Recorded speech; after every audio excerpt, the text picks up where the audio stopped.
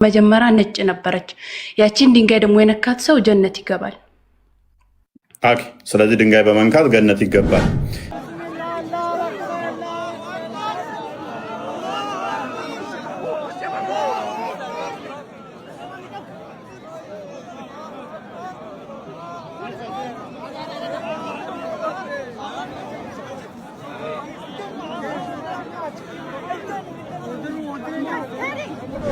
የመጣችው ጥቁሯ ድንጋይ መጀመሪያ ነጭ ነበረች። ከጀነት ነው የወጣችው። እሺ፣ ከጀነት ነው የወጣችው። ከዛ ወደ መካ ከመጣት በኋላ ነቢያችን ሰለላሁ ዐለይሂ ወሰለም እሷ ያቺ ድንጋይ ምክንያቱም የሰው ልጅ ወንጀሉ ስለበዛ ተወቀረች ማለት ነው። መጀመሪያ ነጭ ነበረች። ያቺን ድንጋይ ደግሞ የነካት ሰው ጀነት ይገባል። ኦኬ። ስለዚህ ድንጋይ በመንካት ገነት ይገባል። ድንጋይ እናመልከዋለን እያልኩ አይደለም። ያቺ ድንጋይ ከጀነት ስለወጣች መጀመሪያውን ነጭ ነበረች እያልኩ ነው። እና የሰው ልጅ ወንጀል ምክንያት የሰው ልጅ ወንጀል ስለበዛ ጠቆረች። ኦኬ። ጀሚያሰር ቢዚ 877 ክፈተው እያወራችሁ ያለውን አዲስ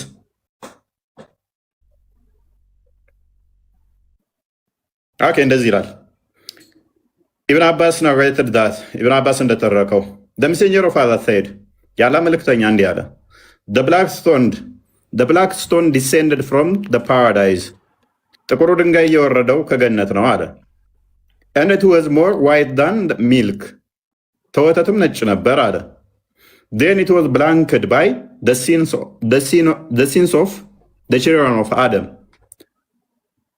የጠቆረው በአዳም ልጆች ኃጢአት ምክንያት ነው አለ። ይሄን አዲስ መሰለኝ እያወራሻለሽ አልኮ እኮ የሰው ልጆች ወንጀል ስለበዛ ነው የጠቆረችው። ያቺ ድንጋይ ከወተት የበለጠ ነጭ ነበረች ብያለሁ። ለዛውም የወጣችውም ከጀነት ነው። ኦኬ፣ ከጀነት ነው የወጣችው። አይዋ፣ መቼ ነው የወጣችው? የወጣችበትን ዓመተ ምህረት አላውቅም። ሌላ ጥያቄ ካለክ ጠይቀኝ። ኦኬ።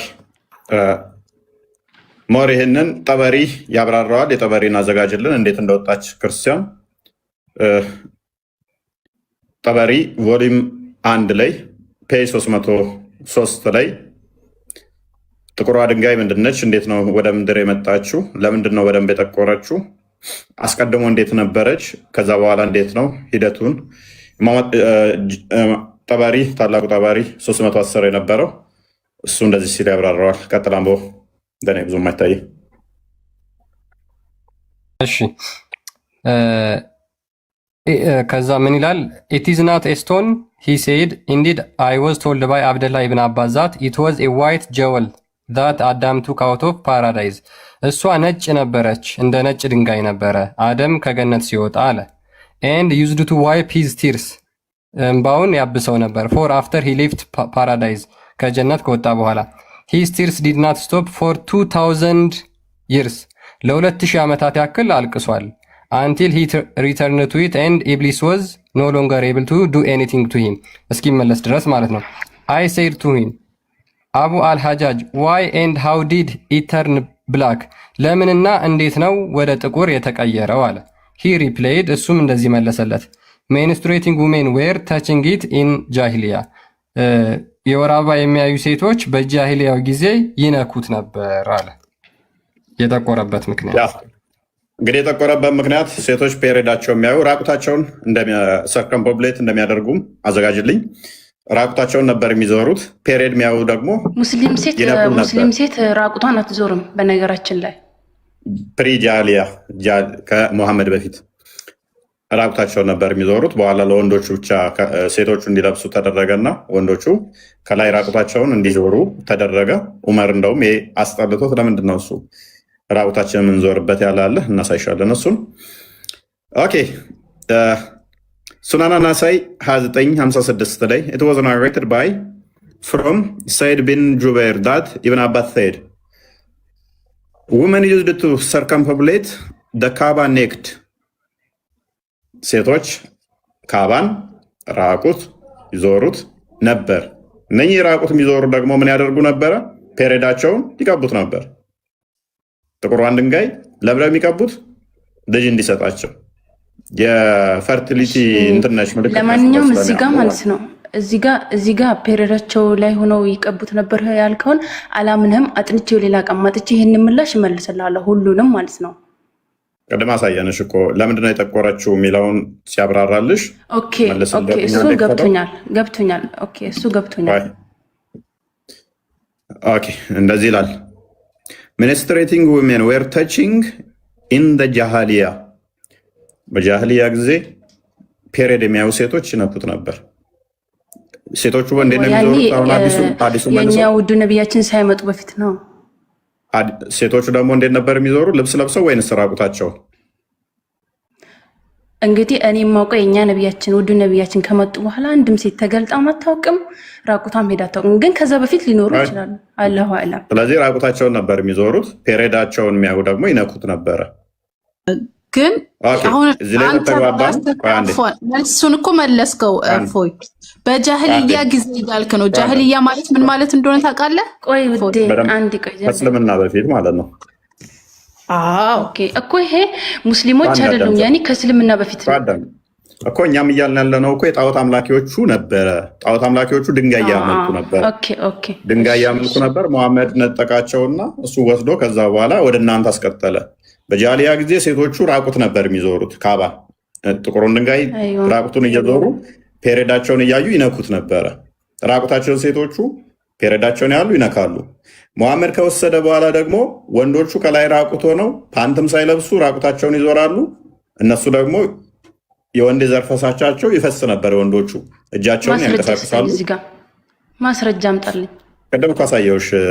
ሱነን ቡሃሪ ሳያል ቡኻሪ 2506 ወይም 05 ላይ ሁለቱም ላይ ይሄ ነገር የፈጸመው ያኔ ራቁታቸው የሚዞሩት ነቢያችን ሙሐመድ ሰለላሁ ዐለይሂ ወሰለም ከመምጣታቸው በፊት ነው ብልሃል። ሙስሊም ከመምጣቱ በፊት ነው ብልሃል። ሴቶቹ ሙሐመድ ከመጣ በኋላ ደግሞ ወንዶቹ ከሙሐመድ ጋር እየዞሩ የዘር ፈሳሻቸው ይፈስ ነበረ። ሴቶቹ አስቀድመው ደግሞ ፔሬዳቸውን እያዩ ፔሬድ የሚያዩ ምን ያደርጉ ነበረ? ጥቁሩን ድንጋይ ይነኩታል፣ ራቁታቸውን ይዞሩታል። ግን እነሱ ጃሂሎች ናቸው ማለት ነው። እነኚህ ደግሞ ጃሂሎች አይደሉም፣ የመሐመድ ሰሃባዎች ናቸው። አንበበላት የመሐመድ ሰሃቦች ናቸው። የዘር ፈሳሻቸው እየተንጠባጠበ ይህንን ነገር የተናገሩት ማለት ነው። ጃቢር ማለት ነው። ጃቢር የመሐመድ ሰሃባ ነው። ሴይድ ሰርፕራይዚንግሊ በመደነቅ ነው ያለው ሻል ዊ ጎ ቱ ሚና ዋይል ሴመን ኢዝ ድሪፒንግ ፍሮም አወር ሜር ኦርጋን። ወደ ሚና እንሂድ የዘር ፈሳሻችን ከብልታችን እየተንጠባጠበ ብሎ እጁን እያንቀሳቀሰ እየተናገረ ነበር ማለት ነው። በጃሂሊያው ጊዜ በወር አበባቸው ይነኩት ነበር። ጠየቀ ነው አይደል? እዛ ጋር የጥያቄ ምልክት ነው። መሐመድ ስለፈቀደለት ማለት ነው። ለምንድን ነው የጠየቀው? ምንድን ነው የፈቀደለት? ሙሐመድ ሰለላሁ ዐለይሂ ወሰለም ለእሱ ምን ጠይቁት ነው? ምንድን ነው የፈቀደው? ያላ ባሪያ ጣልቃ ድንገት አትግቢ፣ ወይንም ካወራሽ ማይክ ቶሎ አትዝጊ። ምንድን ነው የጠየቀው? ምን እየሆን ምን እንሂድ ነው ያለው? ቀጥል አንብብ፣ እየሰማህ ነው። የዘር ፈሳሻችን እየፈሰሰ ወደ ሚና እንሂድ ወይ ነው ጥያቄው እኮ። ጠየቀው ነው ማለት ነው ለመሐመድ ሰለላሁ ዐለይሂ ወሰለም። ከዛ እጁን አነሳ ማለት ነው። እጁ ምን ላይ አድርገው ነው ያነሳው? ለእናንተ ልተውላችሁ፣ እዛ ውስጥ እንዲቴል አልገባም። ስለዚህ አሁን የወንዶቹ ነው። ወንዶቹ ራቁታቸውን ከዛ በኋላ መዞርን ቀጠሉ ማለት ነው። ሙስናድ አህመድ 317 ላይ ያለ ሜይ ቢ ክርስቲያን ካዘጋጀው ራቁታቸውን ከዚህ ራቁት ሆነው መዞርን ከዛ በኋላ ከጣዖት አምላኪዎቹ አስቀድሞ የሚያደርጉትን ስርዓት በሙሉ ከወሰዱ በኋላ ኡመራውን ይደብረዋል። ሙስሊሞቹን እኛ ሙስሊም ነን፣ ጣዖት አምላኪዎቹ ይህንን ያደርጉ ነበር፣ ራቁታቸውን ይዞሩ ነበረ። እኛም ከነሱ ጋር ተመሳስለን እናደርግ ነበር። እነሱን አሁን አጥፍተን ጨርሰናል። ለምንድን ነው እኛ ልብስ ማንለብሰው? እነሱ እንደሚያደርጉት ለምንድን ነው የምናደርገው? ይላል። ሎክ አሂርድ ኡመር ቢን አልከታብ ሴይ ኡመር ቢን አልከታብ እንደዚህ ሲል ሰምቻለሁ። ዋይ ዊ አር ረኒንግ ናው and uncovering our shoulders when Allah has caused Islam to prevail and has eliminated kufr። ምን ሲል ሰምቼዋለሁ? ለምንድን አሁን ከላይ ራቁት ሆነን የምንዞረው? እስልምና የበላይ እንዲሆን ኩፍርም እንዲወገድ አድርጎልን ሳለ በፊት አስቀድሞ የሚያደርጉት ለምንድን ነበረ? ካፊር የሚባሉት አካላቶች ድንጋይ የማምለክ ልምድ ነበራቸው። ክርስቲያን አዘጋጅልኝ አዲሱን። ድንጋይ ያመልካሉ። ድንጋይ ካጡ የተሻለ ድንጋይ ይፈልጋሉ። የተሻለ ሲያገኙ የመጀመሪያውን ይጥሉና ድንጋይ ያመልካሉ። ከዛ እችኛዋ ድንጋይ ስፔሻል ድንጋይ ስለነበረች ጥቁሯን ድንጋይ ያመልኳን ነበር፣ ይዞሩባን ነበር፣ ፔሬዳቸውን ይቀቡት ነበር፣ ሰርከምቦብሌት ያደርጉት ነበረ። ሴቶቹም ራቁታቸውን፣ ሳባዎቹም አብረው ያደርጉ ነበረ ከእነኛ ፈጣዖቶቹ ጋር። ሙስሊም ሰሃባዎች ነገር አልደረጉም። ጃሂሎች ነው ጃሂሎች ካልክ እንጂ የእኛ ሙስሊም ሰሃባዎች አላደረጉም። ያው ዑመር እኮ እያለሽ እኮ ነው በፊት ከፕሪ እስላም ከጃሊዎች የሚያደርጉትን አሁን ለምንድን ነው የምናደርገው እያለ እኮ ነው። እነሱ እናደርግ ነበር። አሁን ኢስላም የበላይ ሆኖ ነበረ። ለምንድን ነው ልብሳችንን እናውልቀን የምናደርገው እያለ እኮ ነው። የሚያደርጉት አስቀድሞ እነማን ነበሩ? በጃሊያ ጊዜ ስለሚያደርጉት ማለት ነው። እነኛ ደግሞ ምን ያደርጉ ነበረ?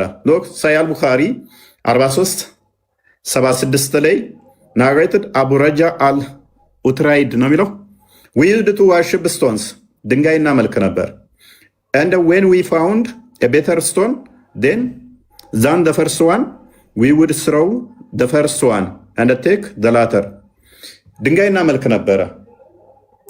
ከምናመልከው ድንጋይ ወይም ከመጀመሪያው ድንጋይ የተሻለ ድንጋይ ስናገኝ ያንኛውን ድንጋይ እንወረወረና አዲሱን እንወስዳለን፣ የበኋለኛውን ማለት ነው። ካፊሮች ናቸው እኮ ሙሐመድ ከነኛ እንዴት አዳፕት እንዳደረገ እያሳየንሽ እኮ ነው። እነኛዎቹ ራቁታቸው የሚያመልኩት የሚዞሩትን እንዴት አድርገው እናንተ ይሄንን እንዴት እንደሚዞሩ ምን እንደሚሉ 7 ጊዜ ትዞሪያለሽ። ራቁት መዞሩ ወንዶቹ እንዳለ የጣዖት አምላኪዎቹ ነበር እያልንሽ ነው። ቀጥለው ክርስቲያን።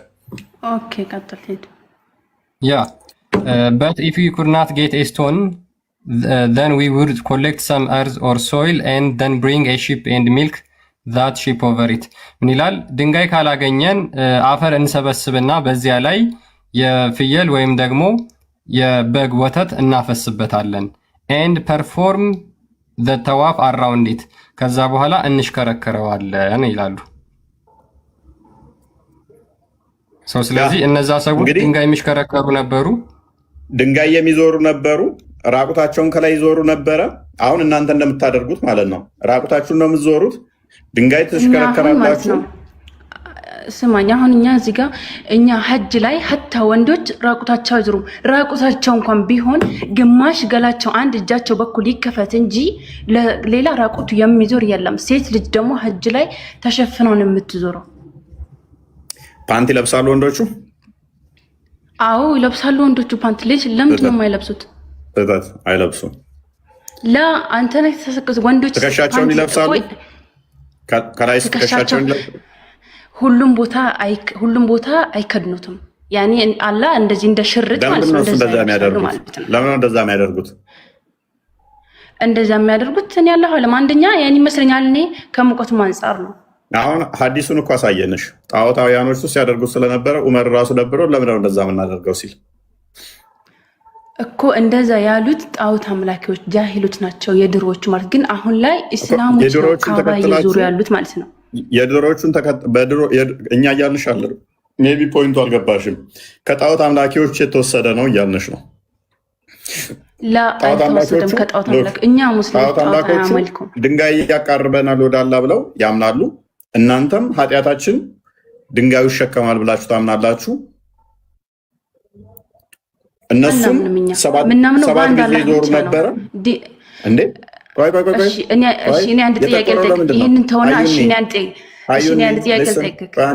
ትጠይቃለሽ። የጠቆረው ድንጋዩ ለምንድን ነው? የጠቆረው ድንጋዩ ለምንድን ነው?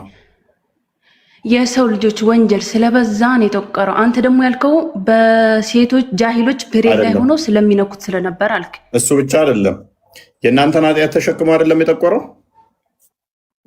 ትክክል ልክ እኮ የሰው ልጆችን በሰው ልጆች ወንጀል ምክንያት ነው የጠቆረው አልኩህ እኮ። የሰው ልጆች ወንጀል ስለበዛ ነው የጠቆረው ያቺ ድንጋይ። አንድም እሱ ነው ያጠቆረው ካልን፣ ስለዚህ የአንቺን ኃጢአት ድንጋዩ ተሸክሟል ማለት ነው። አዎ ተሸክሟል።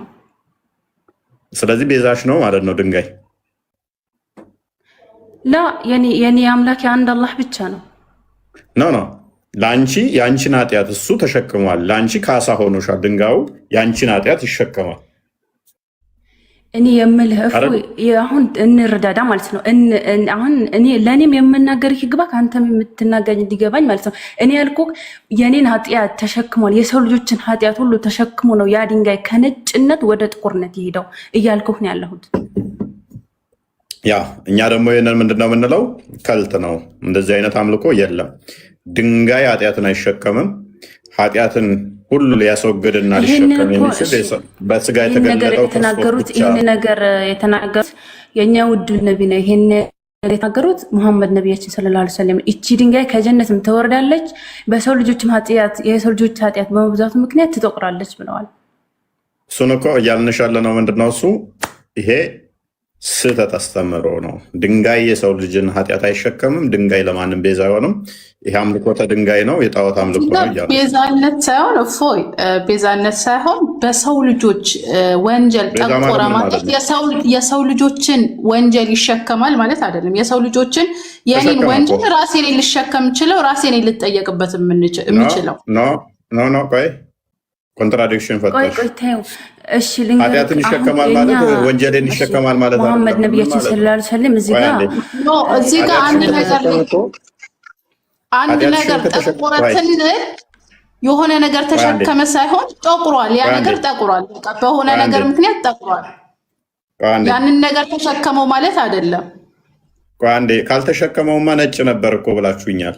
የመጀመሪያውን ፐርሚሳችሁን እንዳትስቱ። የአንቺ ኃጢአትን እሱ ሆልድ ካላደር ቆይ አንዴ ካልተሸከመ ካልያዘ የአንቺ ኃጢአት እሱ ላይ ካልተከመረ ለምን ይጠቁራል ታዲያ? የጠቆረው እኮ የእኛን ለእኔ ነው። የእኔ ኃጢአት ለእኔ ነው። እኔን የሚምረኝ ደግሞ እሱ ነው። አንድ ልናገርተኝ ሁለታችሁ እየተጋጫችሁ ነው። የአላህ ባሪያና ሀዩኒ እየተጣላችሁ ነው። አልተጣላንም፣ እኛ እንጣላም።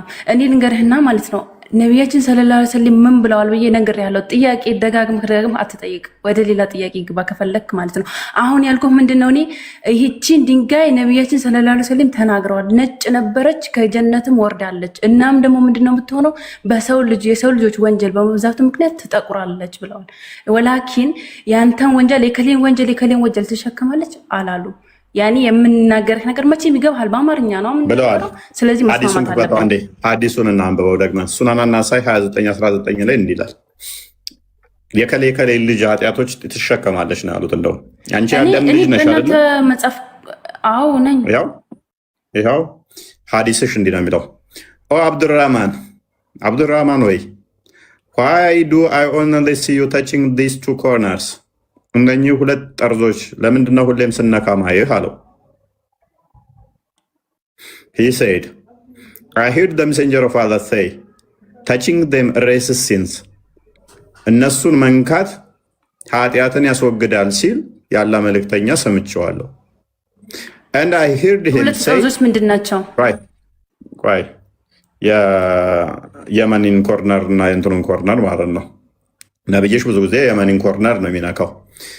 whoever circumambulates 7 times it is like freeing a slave.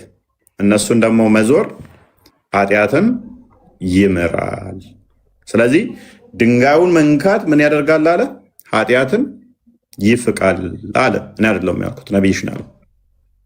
አዎ ይፍቃል ይላል ብለዋል የኛ ውድ ነብይ። ስለዚህ ኃጢአትሽ የሚፋቀው ድንጋዩን ስነኪ ነው አይደለ? አላህንም ከተማጸንኩኝ ወንጀል ይፋቃል። የኛ አላህ እኛ በስንዝር ከቀረብ ነው በክንድ ይቀርበናል። ይሄን ነው። ኦኬ እሱ ሌላ ጉዳይ ነው። አሁን ወደ ሌላ እንትን ውስጥ አንግባ። ስለዚህ የእኛው ጋር ተስማማን አሁን አይደለ? ድንጋዩ የጠቆረው አንደኛ ቅድም ባየነው ሐዲስ ላይ ድንጋዩ የጠቆረው በፊት ነጭ ከወተትም በላይ ነበረ፣ የእናንተን ኃጢአት ተሸክሞ ነው። በአዳም ልጆች ኃጢአት የሚለውን ሐዲስ ክፈትልኝ።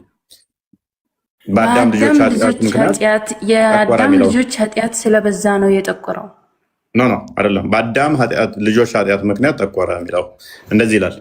the messenger of Allah said the black stone descended from the paradise. ያለ መልእክተኛ እንደዚህ ያለ ጥቁሩ ድንጋይ ከገሃነም ነው የወረደው። and it was more white than milk. ከወተትም ነጭ ነበር አለ። then it was blanched by the sins of the children of Adam. የጠቆረው በአዳም ልጆች ኃጢአት ምክንያት ነው። ኦኬ አዳም ድንጋዩ ልጆች ደግሞ ከገሃነም አይደለም የወጣው። ጥቁሩን ድንጋይ አጥቁሮታል አይደለ? አዎ አጥቁሮታል። በፊት ነጭ ነበር አይደለ? አዎ ነጭ ነው። ደግሞ ከጀሃነም ነው የወጣው ብለሃል።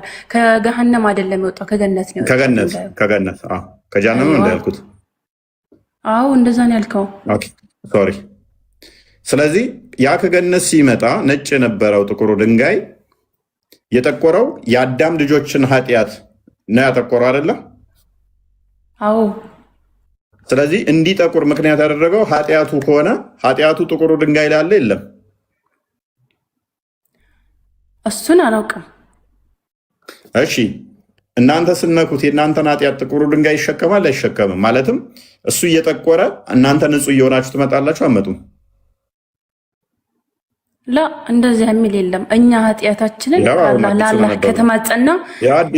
ከተማጸና ይለቅልናል። የእኛ ኃጢአታችን የሚምርልን አንዱ አምላክ ብቻ ነው፣ ድንጋይ አይደለም። አዩኒ ለምን ወደ ሌላ እንገባለን? አላወራንም እኮ ስለሱ። ምክንያቱም ጥቁሩን ድንጋይ መንካት ኃጢአትን ይቅር ይላል ከተባለ፣ 7 ጊዜ መዞር ከኃጢአትም ይደመስሳል ከተባለ፣ የሚጠቁረው ደግሞ በእናንተ ኃጢአት ምክንያት ነው ከተባለ በፊት ነጭ ከነበረ፣ ስለዚህ የኛ ኃጢአት እሱን እያጠቆረው ከሄደ እኔን እያነጻኝ እኔ ንጹህ እየሆንኩ ከሄድኩኝ፣ ስለዚህ የኔን ኃጢአት እየተሸከመ ነው። ሊትራሊ ምንም እኮ ግልጽ ነው። ኦኬ ካላስ ይህንን ጉዳይ እርሳውና አሁን የጥያቄ ልጠይቅ። በክርስትና ጉዳይ ወደ ሌላ ሊሄድ ነው ማለት ነው። ለመውጣት ፈልጊያለሁ። የት ነው የምትሄጂው? ትንሽ ቆይ ጠይቂያለሽ። እዚህ ጋር እኔ አንድ ነገር ልጨምርና ጥያቄ ነበረኝ። በትህትና ተመለስኩ። የሚገርመው አሁን እንግዲህ ይሄ ነው እስልምና የነቢያት ሃይማኖት ነው ተብሎ ከዛ በኋላ የሚሰበከው ማለት ነው። ድንጋይ ኃጢአታችሁን ይሸከማል። በድንጋይ የእናንተ ኃጢአት ድንጋይ በመሳም ሉክ ድንጋይ በመሳም ድንጋይ የእኛን ኃጢአት ተነጋገርንበት እስካሁን ችግር የለው። ሉክ እንግዲህ ክርስቶስ ኢየሱስ ስለ ኃጢአታችን ቤዛ ሆነ ብለን እኛ እናምናለን። ሙስሊሞች ምንድን ነው አይ የክርስቶስን ቤዛነት አልፈልግም እኔ የሚሻለኝ ድንጋይ ነው፣ ድንጋዩን ስስመው ኃጢአቴ ይወገዳል ነው። እንግዲህ ይሄ የነቢያትና የነቢያት አስተምሮ ነው ብለው ሙስሊሞች ይከተላሉ ማለት ነው። አሁን እንደዚህ ያደረገ ነቢይ እንደዚህ ብሎ ያስተማረ ነቢይ ከሙሐመድ ውጭ አንድም የለም። በአይምሯችሁ ልትይዙት የሚገባው ማለት ነው። የትኛውም ህያው እግዚአብሔር የላከው ህያው አምላክ የላከው ነቢይ ቀደምት ነቢያቶች ማለት ነው የትኛውም ይህንን አስተምሮ ያስተማረ ከሙሐመድ ውጭ አንድም የለም። ጥቁር ድንጋይ የሚባል ነበረ፣ እሱ ከወተት በላይ ነጭ ነበረ፣ ከጀነት ወረደ። ከዛ በኋላ ሰዎች ሲነኩት ፔሬዳቸውን ሲቀቡት ጠቆረ። ለኃጢአታችን እሱን ስንነካው እሱን ስንሰመው ኃጢአታችን ይወገዳል የሚል ብሎ ያስተማረ አንድ ነቢይ ከሙሐመድ በስተቀር የለም። ይሄ ድንጋይ አምልኮ ነው። ድንጋይን ስነካ ድንጋይ ስስም ኃጢአቴ ይወገድልኛል። አንዴ ቆይ አዩ አንዴ ድንጋይ ስስም ኃጢአቴ ይወገድልኛል ብለሽ የምታምኚ ከሆነ ብሎ የሚያምን ከሆነ ይሄ ከድንጋይ አምልኮ ምንም የተለየ አይደለም። ምክንያቱም ቀደምት ቁረይሾች ድንጋይ ያመልኩ ነበር፣ ድንጋይ ደግሞ ይሽከረከሩ ነበር። ያንን ሙሐመድ ወሰደና ካዕባን ይሽከረከራሉ፣ ድንጋይ ይስማሉ። ኤግዛክትሊ የቀደምት ጣዖት አምላኪያንን ኮፒ ያደረገ ማለት ነው።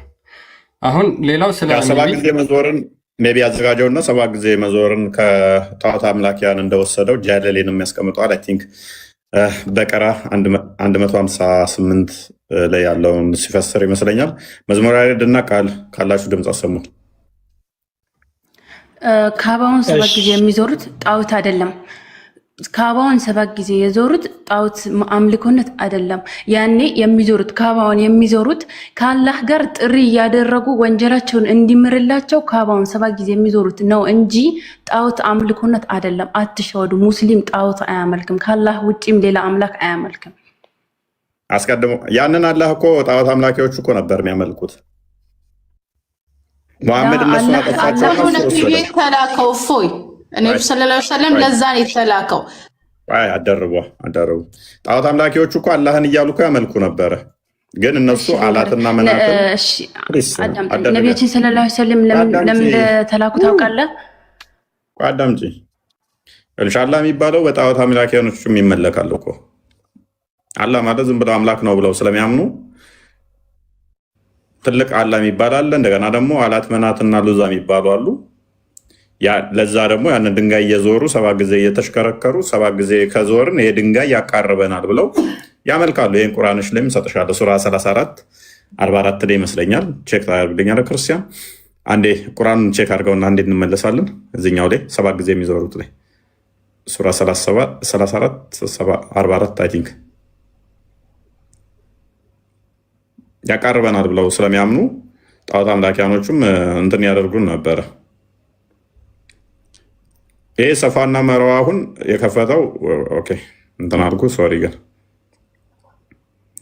እንዳልከኝ አንዴ ይቅርታ 34 44 አይ ቲንክ 34 ኦኬ አዝቅ አድርገው የሚያጠኗቸው ኖ ከፍ አድርግ እሱ ነው የሚያጠኗቸው የሆኑ መጽሐፍቶችንም ምንም አልሰጠናቸውም።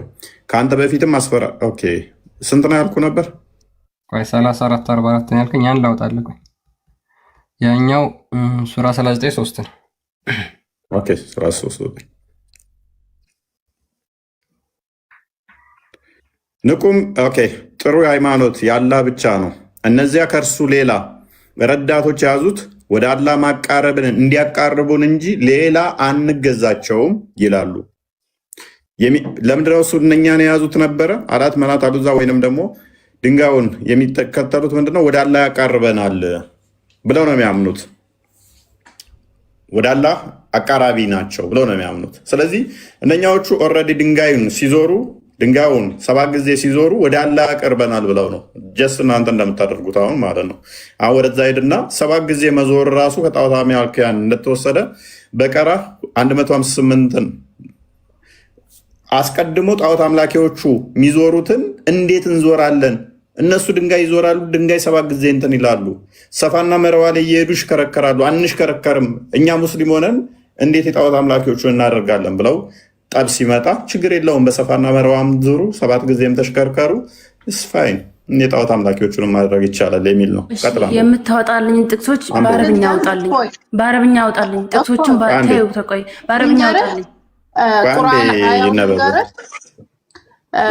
ሰፋ ወልመርዋ የሚዞረው ወይ ካባ የሚዞረው ምን ሸዓኢር ያኒ ከኢስላም ህግጋቶች ነው። እዛ ጋር ግን የሚሉት አላህን ያምኑ ነበር የድሮ ሙስሊሞች። ሙሐመድ የእስልምና ህግጋት ብሎ ያመጣው የጣዖት አምልኮ ስርዓት ነው እያልንሽ ነው። አሁን በጣም የሚገርመው ነገር ግን መጀመሪያ የቁርአን አንቀጹን ላንብብላችሁ። ልክ በደንብ አዳም አረበኛውን በደንብ እንትን በለው። ይሁን አረበኛ ችግር የለውም። አረበኛ አድርግላት አንብበው። በደንብ ታነቢያለሽ? አንብቢ። ይኸው እዚህ ጋር የሚለው የሸዓኢር ማለት ምን ማለት ነው? ህግጋት ነው። ያኔ ሰፋ ወልመርዋም እኛ ህግ ነው ህግ አይደለም ማለት ነው ክርክራችን። ጩኸት ሳይሆን ፕሊስ አትደራረቡ። ጩኸት ሳይሆን አንብቡት። እሺ በቃ ላንብብላችሁ አንዴ። ሰፋና መርዋ ከአላህ ትእዛዝ መፈጸሚያ ምልክቶች ናቸው ይላል። አሁን እነዚህ የአላህ ምልክቶች ናቸው ሰፋና መርዋ ማለት ነው። ሰፋና መርዋ ግን ምንድን ነው የሚለውን ባክግራውንድ ሂስትሪውን አሳያችኋለሁ። ሰፋና መርዋ ከአላህ ትእዛዝ መፈጸሚያ ምልክቶች ናቸው። እነዚህን ኮረብቶች መሽከርከር ግዴታ ነው ማለት ነው። ለምን? የአላህ ምልክቶች ስለሆኑ። ቤቱን ወይም ከአባን በሐጅ ወይም በኡምራ ስራ የጎበኘ ሰው በሁለቱ መካከል በመመላለሱ በእርሱ ላይ ኃጢአት የለበትም ብሎ ይናገራል። ስለዚህ እነዚህን መሽከርከር ምንድነው ማለት ነው? እንደ እስልምና ግዴታ ነው። እነዚህ ሰፋና መርዋ የሚባሉ ሁለቱ ኮረብቶችን ማለት ነው። ይሄ ደግሞ ማን ያደርጉት ነበር? ተፍሲር አልጀለላይን ምን ብሎ ይናገራል? አንዴ አድምጡኝ። ሉክ he would not do be at a fault, it would not be sin if circumambulation has been assimilated between the 7 times. This verse was revealed when the Muslim were averse to the circumambulation because the pagan Arabs used to circumambulate them and there was an idol atop each mountain which they used to stroke. ይህንን ሰፋና መርዋን እስልምና ከመጣ በኋላ መሽከርከር አልፈለጉም፣ ተጸየፉ። ለምን? ከዛ በፊት የነበሩ ጣዖት አምላኪዎች እነዚህን ሁለቱን ኮረብቶች ይሽከረከሯቸው ነበር። በኮረብታው ጫፍ ላይም ጣዖት ነበረ፣ እነሱን በድንጋይ ይወረውሯቸው ነበር ይላል። ስለዚህ 7 ጊዜ እነዛን መሽከርከር እንደፈቀደ ወይም ደግሞ ማድረግ እንዳለባቸው መሐመድ ተናገረ ማለት ነው። መጀመሪያ እነማን ነበሩ የሚያደርጉት? የፓጋን አረቦች ነበሩ የሚያደርጉት። በላዩ ላይም ጣዖት ነበረ። ሙስሊም ከዛ በፊት የነበሩ ጣዖት አምላኪያን እየወረወሩ ድንጋይ ይመቱ ነበረ። ለምንድን ነው የሚመቱት ከተባለ ላሳያችሁ። ሎክ ምን ይላል? አልሻቢ ሴይድ አልሻቢ እንደተናገረው ኢሳፍ የተባለ ጣዖት ወዝ ኦን አሳፋ ሳፋ ኮረብታ ላይ ነበረ። ኢሳፍ የተባለ ጣዖት ኋይል ናኢላ አን ኦልድ ዋን ወዝ ኦን ማርዋ ናኢላ የተባለች ጣዖት ደግሞ በማርዋ ኮረብታ ላይ ነበሩ። በማርዋ ኮረብታ ላይ ነበሩ። ኤንድ ዘ ዩዝድ ቱ ተች ኦር ኪስ ዘም ጣዖት አምላኪዎቹ እነዛን አስቀድመው ይነኳቸው ይስሟቸው ነበረ። ይስማቸው ነበረ። ስለዚህ ሙሐመድ ከመጣ በኋላ የሙሐመድ ሰሃቦች ያንን ነገር ማድረግ አስጠላቸው። ሙሐመድ ደግሞ ለምን ያስጠላቸዋል? መቀጠል አለባቸው። ይሄ ከአላህ የመጣ ምንድነው? ምልክት ነው። እነዚህ ጣዖቶች ያለ ምልክት ናቸው አሉ። በእነዚህ በሁለቱ ተራሮች ላይ ምን እንደነበር ላሳያችሁ። In the pre-Islamic period, the devil used to emit noise at night between Asafa and Armarwa.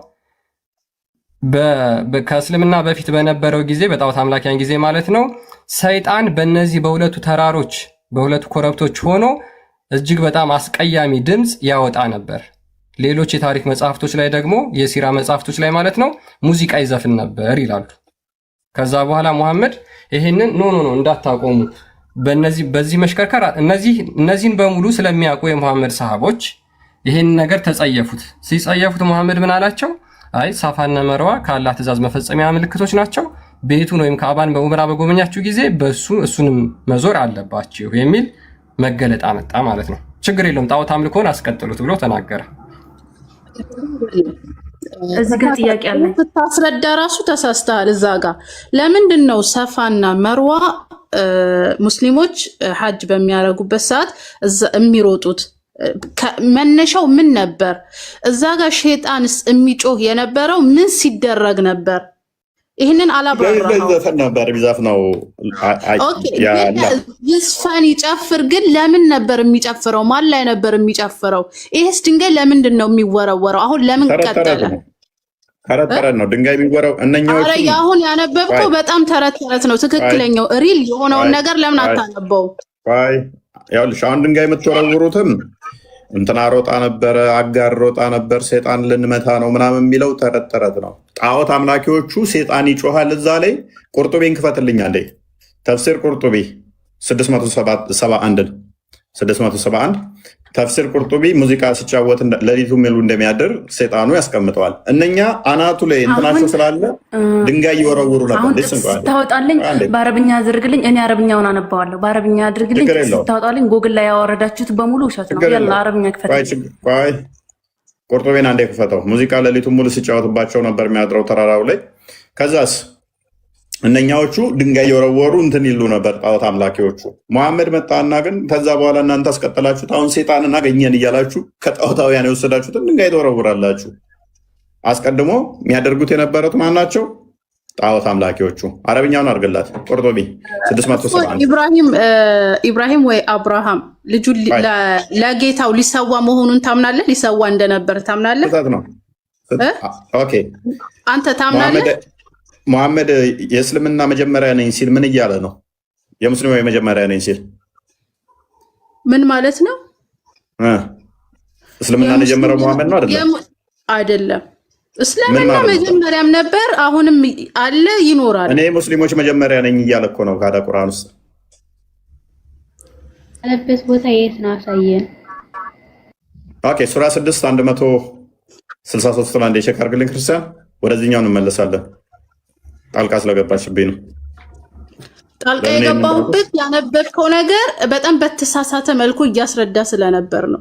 እዛ ጋር ኢብራሂም ነበር እየወረወረ የነበረው ሸይጣን ሊያሳትፈው ሲመጣ። ሰፋ ወልመርዋ ደግሞ የኢብራሂም ሚስት ተርባ ተጠምታ ጥሏት ሲሄድ ጭንቀት እየሮጠችው የነበር ያንን ለማሰብ። እዛ ጋር ሌላ ምንም ጣዖት አምልኮት የለም። አዳምጪ ለእርሱ ተጋሪ የሌለው በዚህም በማጥራት ታዘዝኩኝ እኔም የሙስሊሞች መጀመሪያ ነኝ ይላል። ምን እያለ ነው?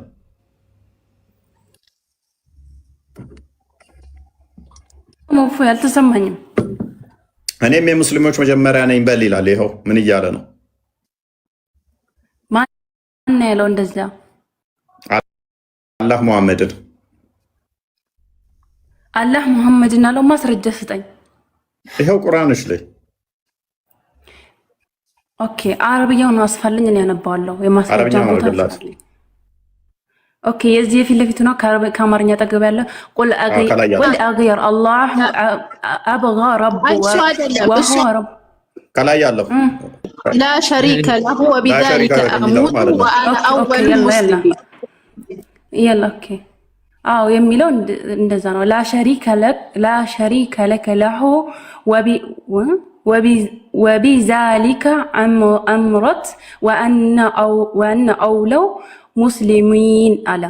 ምንድን ነው የሚለው በአማርኛው ደግሞ ለእርሱ ተጋሪ የለውም፣ በዚህም በማጥራት ታዘዝኩ እኔም የሙስሊሞች መጀመሪያ ነኝ በል። የሙስሊሞች ስንተኛ ነው መሐመድ የሚለው ስም የታለሽ? መሐመድ ነብያችን ሰለላሁ ዐለይሂ ወሰለም በነገራችን ላይ ከነብያቶች በሙሉ የመጨረሻ ነብይ ናቸው። ይሄንን ወቁ። እኔ ልግባ ከዛ ቆይ የአላህ ቀጥይ። ያው ቆይ አንዴ የአላህ ቀጥይ። ይሄንን ያመጣሁት ለአንቺ ነው። ኦኬ ለእኔ ነው ያመጣህልኝ? ያ ኦኬ እዚህ ጋር ቁርአን ሲፈሰር የቁርአን ተፍሲር ኡስታዞች ናቸው አንተን ሊያስረዱህ የሚችሉት እዚህ ጋር ምን መባል እንደተፈለገበት። ግን እኛ ምናምነው ሙስሊም መጀመሪያም ነበር ከአደም ጀምሮ እስካሁን ሲጀመር ሙሐመድ አይደለም ያለው። ሱሱ ሙሐመድ አይደለም ያለው። ቁርአን የወረደው ሙሐመድ ላይ አይደለም ሆነና በልብሉት ነው ያለው። ካላወቃችሁ የሙስሊም የመጀመሪያ ነኝ። ምክንያቱም ከህዝባቸው አንጻር ነው እንደዛ የተባለው ለረሱል ሰለላሁ ዐለይሂ ወሰለም ነው። ግን በነበሩበት ከህዝባቸው አንጻር የመጀመሪያ ነኝ። ከህዝባቸው አንጻር ስትይ አንቺ ትሻለሽ። ኤኒዌይስ ከህዝባቸው አንጻር ስትይ አሁን አንቺ ግቢና ስምሽን ቀይረሽ ነው አይደለ? ንጽጽር ላይ ምሳሌ ነበርሽ። ኤኒዌይስ ከህዝባቸው አንጻር ሲባል ምን ማለት ነው? እኔ ጥያቄ ለመጠየቅ ነው የገባሁት። ልጆቹ ሲደናገሩ ስላየኋቸው ለእነሱ ላስታውሳቸው ብዬ ነው። ያ ገብቶኛል። ከተላኩበት ከህዝባቸው አንጻር በቁሬሽ ጎበዝ። ይህን ምላሽ እሷ እንድመልሰው ነው ፈልገው። ትስማሚያለሽ? ያለ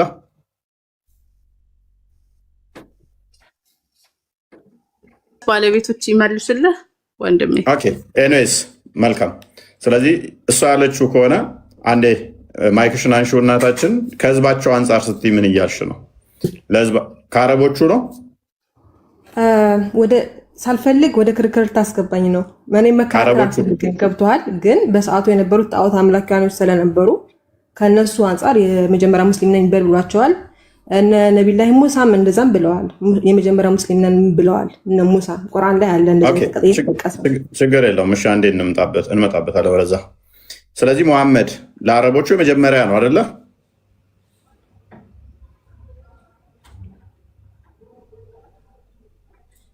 ወደ ክርክር ታስገባኝ ነው? አልገባኝም። እሺ ታውኩሽ፣ በቃ ታውኩሽ። እሺ ያላ አሁን አረብ ሀገር ላይ ከመሐመድ ውጭ የተላከ ነብይ አለ?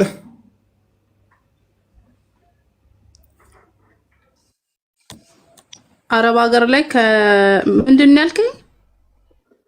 ወደ አረብ ሀገር ለአረቦች ከመሐመድ ውጭ የተላከ ነብይ አለ ወይ? እስማኤል የነቢ ሰለላሁ ዐለይሂ ወሰለም ዝርያ ነው እያለ ስለዚህ ከቁርአንሽ ጋር ይጋጫል ማለት ነው። ሱራ 34 ዝርያውን ነው የምነግርህ። ለአረቦች አላልኩም ዝርያ። እሱንም የእውቀት ባለቤቶችን ጠይቅ። መጀመሪያም ጥያቄ ጠይቀህ ነው የገባሁት። ዝርያውን አልጠየኩሽም። ወደ አረቦች የተላከ ነብይ አለ ወይ?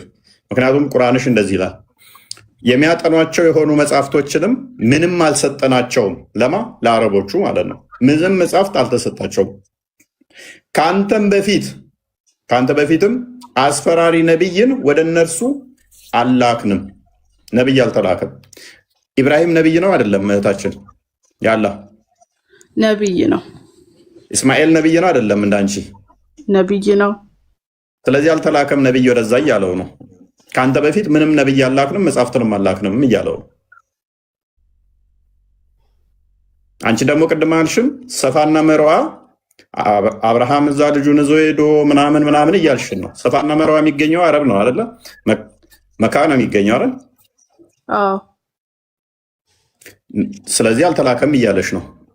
ሪካውንስል እንትን ማድረግ ትችላለሽ፣ ማስማማት ትችላለሽ። እሱ የእውቀት ባለቤቶች ያስማሙልክ።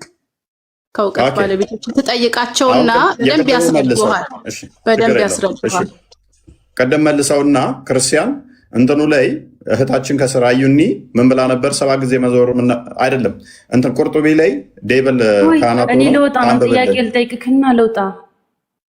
ኦኬ ትቀጥያለሽ። እኛውን ቀጥያኔ መጀመሪያ ጥያቄ አረብኛ ስትይ ስለነበር ላርግልሽ ወይስ እኔ ላንብበው? ጎግል ምናምን እያልሽ ነበርና አረብኛ ስለፈለገ አረብኛ አረግላት። ኦኬ አረብኛውን አንብቢ እስኪ። ከዚህ ጀምሮ አንብቢያት።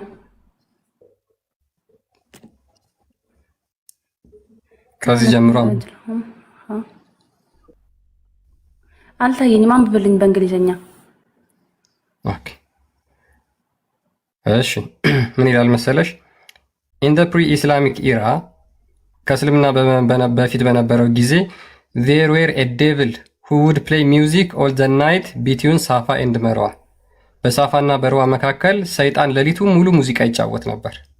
and there were an idol between them በእነሱም መካከል ጣዖታት ነበሩ እኮ ያኔ በጣዖት ያኔ በሙጃሂሎች ጊዜ ነው ሸይጣን የሚጨፍረው ማለት ነው። ስልክ ያኔ በካዲሃን ጊዜዎች ነው እንጂ ነቢያችን መሐመድ ሰለላሁ ዐለይሂ ወሰለም ከመጡ በኋላ ባይጨፍር በዛ በካባው እንትን ማለት ነው። አሁን ማውሰዳችሁበት እኮ እሺ። አሁን እኔ የምላችሁ ንጽጽር ሂዱና ንጽጽር ማለት ነው ከኡስታዞቻችን አርጉ። አሁን እኔ ጥያቄን መልሱልኝና ልወጣ ነው። አዩኒ አሁን ልዩነቱ ምን እንደሆነ ታውቂያለሽ? በፊት ሰይጣኑ ብቻውን ነበር የሚጨፍረው፣ ሰይጣኑ ብቻውን ነበር የሚጮኸው።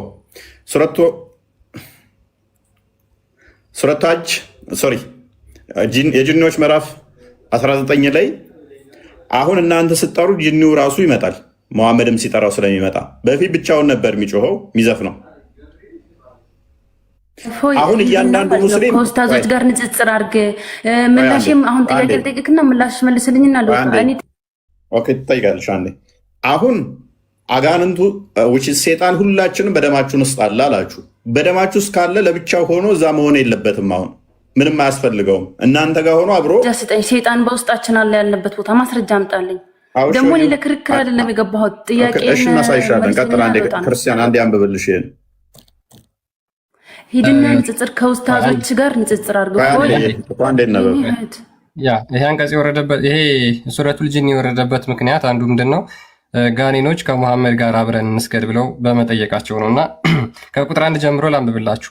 ሙሐመድ ራሱ ርዕሱ የቁርአኑ ምዕራፍ የአጋንንት ምዕራፍ ነው የሚለው የጋኔኖች ምዕራፍ ሱረቱል ጂን። ሙሐመድ ሆይ በል እነሆ ከጂኒ የሆኑ ጭፍሮች ቁርአንን አደመጡ፣ እኛ አስደናቂ የሆነ ቁርአንን ሰማን።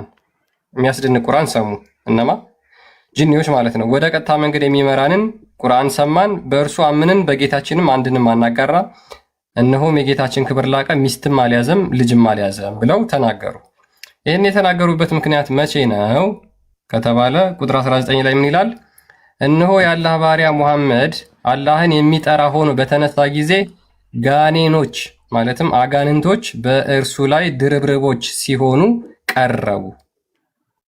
ስለዚህ የአላህን ስም ሲጠራ አጋንንቶች ድርብርብ ሆነው ወደሱ ይቀርባሉ። አዩኒ ወዴት ነው የሚቀርቡት? ወደ መሐመድ ላይ። እፎይ እኔ ብዙ መውቀት ለኝ ሆነ እኔ የምጠይቅህ መልስልኝና ልውጣ።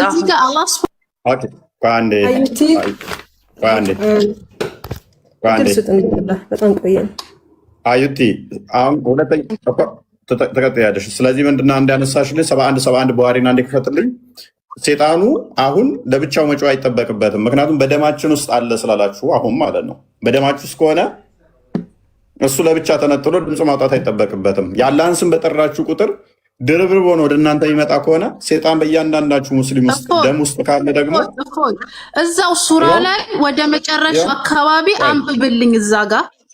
እዛው ሱራ ላይ ወደ መጨረሻው አንብብ። ችግር የለውም። ሙሉንም ተፈለግሽ እናነብልሻለን። ወደ መጨረሻው አንብብ። ለዚህ ምላሽ ለዚህ ጥያቄ መልስ አለ። አዳምጪ ወይ አንብብላት። መጨረሻ አካባቢ ያለውን አንብቦ ያ ቡሃሪ 71 ላይ ሙሐመድ ምን ብሎ ተናግሯል? the prophet said ሳታን circulates in the human body as a blood does ልክ ደም በሰው ደም ዝር ውስጥ እንደሚዘዋወር እንደዚሁም ሰይጣን ይዘዋወራል ብሎ ሙሐመድ ተናግሯል። ሰይጣን በደማችሁ ውስጥ ይዘዋወራል።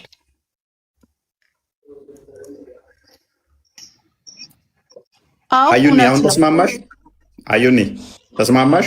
ቀደም የጠየቅሽኝ ጥያቄ ሰይጣን እውነት ነው ይዘዋወራል በደም ስራችን።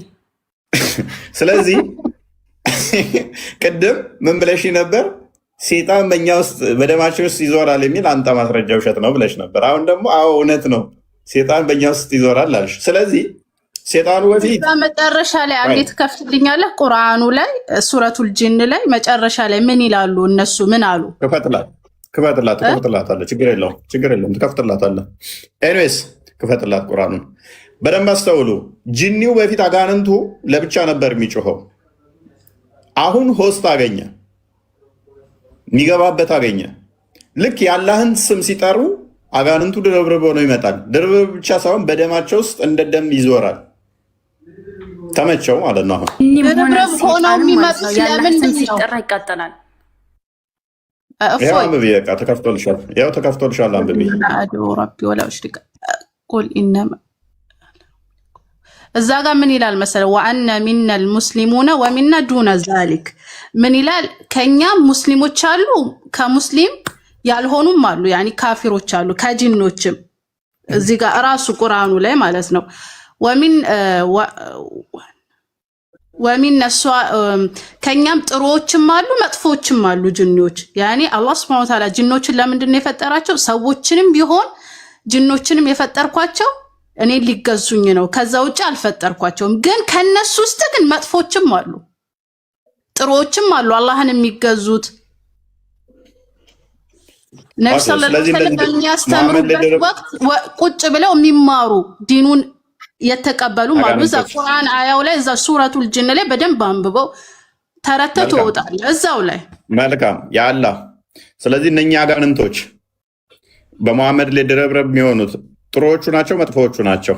የአላህን ስም ሲጠራ ሮጠው የሚመጡት ጥሩዎቹ ናቸው መጥፎዎቹ? ወማ ኸለቅቱል ጂነ ወልኢንሰ ኢላ ሊያዕቡዱን። እሱን አልጠየቅኩሽም። እዚህ ጋር ምን እንደው ታውቃለህ? እኔ ሊገዙኝ እንጂ እሱን የሚገዙት አሉ። እዚህ ቁርአን ላይ አያ ላይ ምን አለ መሰለህ? እዚህ ቁርአን ላይ ሱረቱል ጂን ላይ ከነሱም ጥሩዎች አሉ መጥፎዎች አሉ፣ ያመኑም አሉ ያላመኑም አሉ።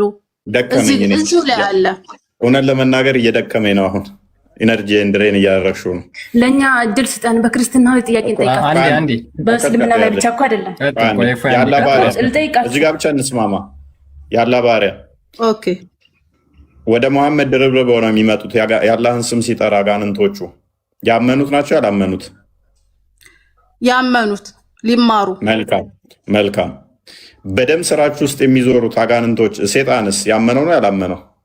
ሴጣኖች እኛን ሊያሳስቱና ከተፈጠርንበት ዓላማ ሊያስቱን። በደማችሁ ውስጥ የሚዞሩት ያመኑት ናቸው ያላመኑት?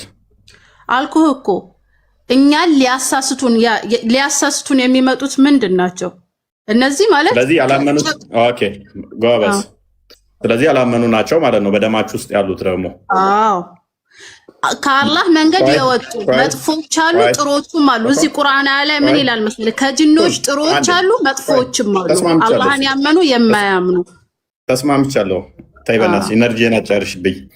ስለዚህ ያላመኑት የአላህን ስም ስትጠሩ ያመኑት የአላህን ስም ስትጠሩ እየሮጡ ወደ እናንተ ድርብርብ ሆነው ይመጣሉ። ወደኛ ሳይሆን እውቀት ለመፈለግ ይመጣሉ። መስጂድ ላይ ነብዩ ሰለላሁ ዐለይሂ ወሰለም በሚያስተምሩበት ሰዓት እነሱም ቁጭ ብለው ይማሩ ነበር። ከነሱ ክርስቲያን አሳይልኝ። ቀደም የላኩልህ ቪዲዮ አለ እንደው አሁንም ይመጣሉ። አሁንም ኡስታዞችሽ ቲክቶክ ላይ ያሉ አጋንንቱ ሲቀሩ አብሯቸው እንደሚቀራ የተናገሩበት አለ። ይማራሉ።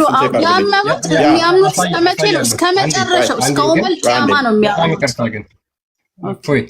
በጣም ይቅርታ ግን እነዚህ ያመኑ አይደሉም። ምክንያቱም ያመኑት ቁርአን ከቀራላቸው በኋላ ነው እኮ ከዛ በኋላ ነው ያመኑት። መጀመሪያ ቁርአኑ ከመጀመሪያው እስከ መጨረሻው አንብቤ ያልኩ ለዛ ነው። የአላህ ባሪያ ድርብርብ ለመሆን የመጡት ግን ያላመኑ ናቸው አይደል? ወአና ለም ምንድነው? እዛ ጋር ቆይ አንዴ ክፈትልኝና ረስቼዋለሁ፣ ላንብብልህ። ይሄው እስኪ እና አንብቢውና ንገሪኝ። ምክንያቱም ምን አሉ? ሙሐመድ ቁርአን እነሆ ከጂኒ የሆኑ ጭፍሮች ቁርአንን አደመጡ። ከማድመጣቸው በፊት ያመኑ ነበሩ ያላመኑ ነበሩ? እኮ ሲቀራ ሰሙ ማለት ነው። ኦኬ የሰሙት ያመኑ ናቸው ወይስ ያላመኑ? ከዛ በፊት ይሄንን ቁርአን ያልሰሙ ማለት ነው። ይሄንን ቁርአን ሲሰሙ እኛ ቁርአንን ሰማን ባ የህዲለሩሽቲ ፈአመን ነቢ እነዛ ያልሰሙት ያመኑ ናቸው ወይስ ያላመኑ ናቸው? ያልሰሙት ያላመኑ ነበሩ። ከዛ በኋላ ግን ቁርአንን ሲሰሙ ተመሩ። እዚህ ጋር ያሉ ሆኖ እኛ ተመራ። ያላመኑ ጂኒዎች ናቸው ሙሐመድ ላይ ድርብርብ ሆኖ የመጡት ማለት ነው። ያላመኑት ናቸው። ምን ሲሰሙ?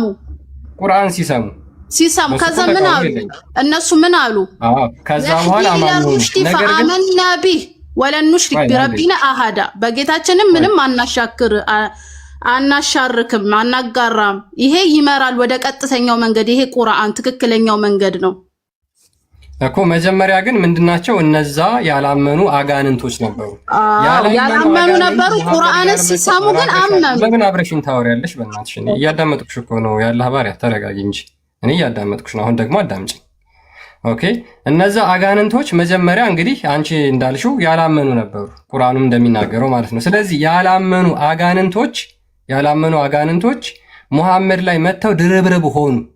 ሉክ ስለዚህ ምንድነው ቁርአን አጋንንትን ያላመኑ አጋንንትን የሚስብ የሚማርክ ነው ማለት ነው። ሙሐመድ አንዴ ረብ ፕሊስ በእናትሽ እንኳን ትቀጥያለሽ እኮ ችግር የለውም። ስለዚህ እነዛ ያላመኑ አጋንንቶች ሙሐመድ ቁርአን ሲቀራ አዳመጡ፣ ሳባቸው፣ ተማረኩ። የሚገርም ነው በጣም አጋንንቶቹ ማለት ነው። ስለዚህ ቁርአን አጋንንትን የሚስብ ሙሐመድ ደግሞ አጋንንት የሚማርኩት ነብይ ነው። ከዛ በኋላ እነሱ መጡና እሱ ላይ ድርብርብ ሆኑበት።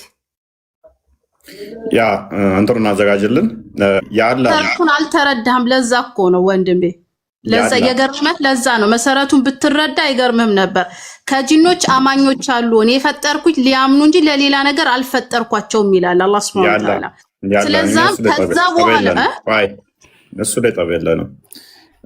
ማንኛውም ፍጥረት ነገር ልንገራችሁ፣ አዳምጡና እናንተ አንዴ አረጋጉትና አሁን በሁለቱም በኩል ብትሄዱ አያዋጣችሁም። ምክንያቱም በደማችሁ ውስጥም ደግሞ ስላለ ማለት ነው። አመኑም አላመኑም ማተር አያደርግም። ያመኑም ነው ብላችሁ አርጊው ብታደርጉን ያላመኑም ናቸው ብትሉ ዲስማች ማተር አያደርገንም ለኛ፣ ምክንያቱም በደማችሁ ውስጥም ደግሞ ስላሉ ማለት ነው። ኤኒዌይስ እቺን ቪዲዮ አንዴ እናዳምጥ እስቲ። ከዚህ በፊት የምታውቁት አቡ ሃይደር አጋንንት ወንድም እንዳለው አጋንንት እንዳሰለመ ከአጋንንት ጋር እንደተደዋወለ ጂኒ ሙስሊም እንዳደረገ አቡ ሃይደር ሲናገር ሰምታችሁ ነበረ። ቁጥር 2 የአቡ ሃይደር ወንድም ደግሞ በሉት ይሄንን ንጽጽር ነው ከትልልቅ ኡስታዞች አድርግፎ ይሄንን ንጽጽር እንስማው ከነ አቡበክር አድርግ ከኛ እውቀት ከሌለን እህቶች አዳምጪ። እሺ ለኔ ድል ስጠኝ። ጥያቄ ልጠይቅ። ክርስትና ላይ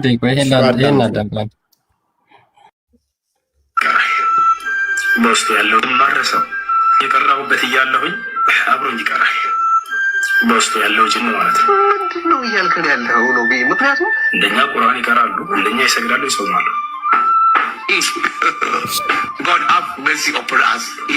አብሮኝ ይቀራል። እንደ እየቀራ ነው እሱ እየቀራ ነው ሁሴና Crazy man, you sound insane. Do you realize that? You should be medicated. አንዱ ስም አልኩት እኔ አብድራይዝ እባላለሁ። ጅን ነው ልጁ ሌላ ነው ስም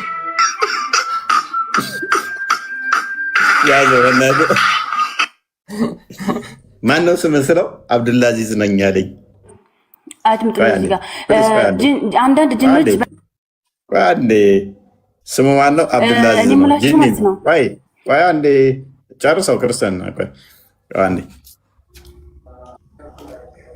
አብዱልአዚዝ ነኝ።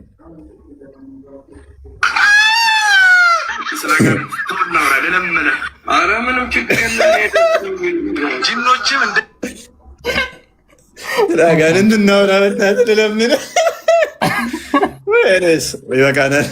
ጂኒዎች ደግሞ መስጊድ እንዳላቸው ቢናገር ይሄ ምንም የሚያሳፍርና የሚያስቅ ነገር ኦኬ። አሁን ቁርጡቢ እንደነገረን ከሆነ አጋንንቶቹ ካናት ቶፕ ላይ ነበሩ በጣዖት አምላኪዎቹ ዘንድ። ስለዚህ ድንጋይ እየወረወሩ አጋንንቱን ለማባረር ይጥሩ ነበረ። እስልምና መጣና ግን መሐመድ ምን አለ? አጋንንቶቹ እንደውም አላህን ስንጠራ አጋንንቱ ሮጦ ይመጣል ወደኛ።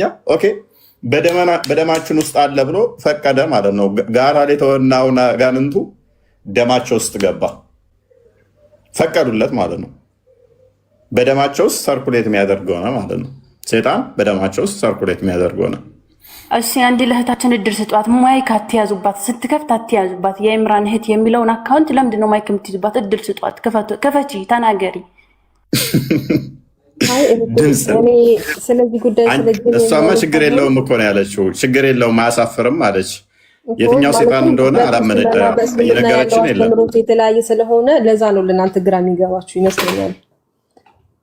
የነቢያት አስተምሮ ነው ትሎ የለ እንዴ? እንዴት ግራ ይገባናል?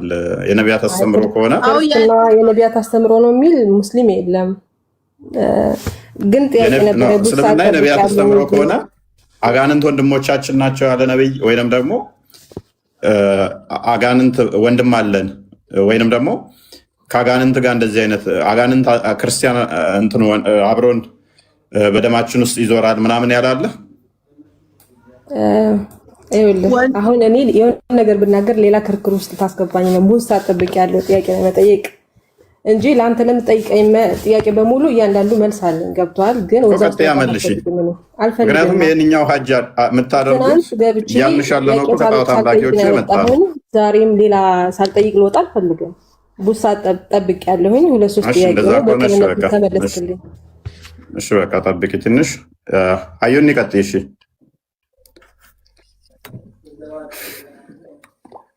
ቺኔ ጥያቄ ላይ በክርስትና ላይ ነው። አንተ ኢየሱስ ጌታ ነው ብለህ ታምናለህ?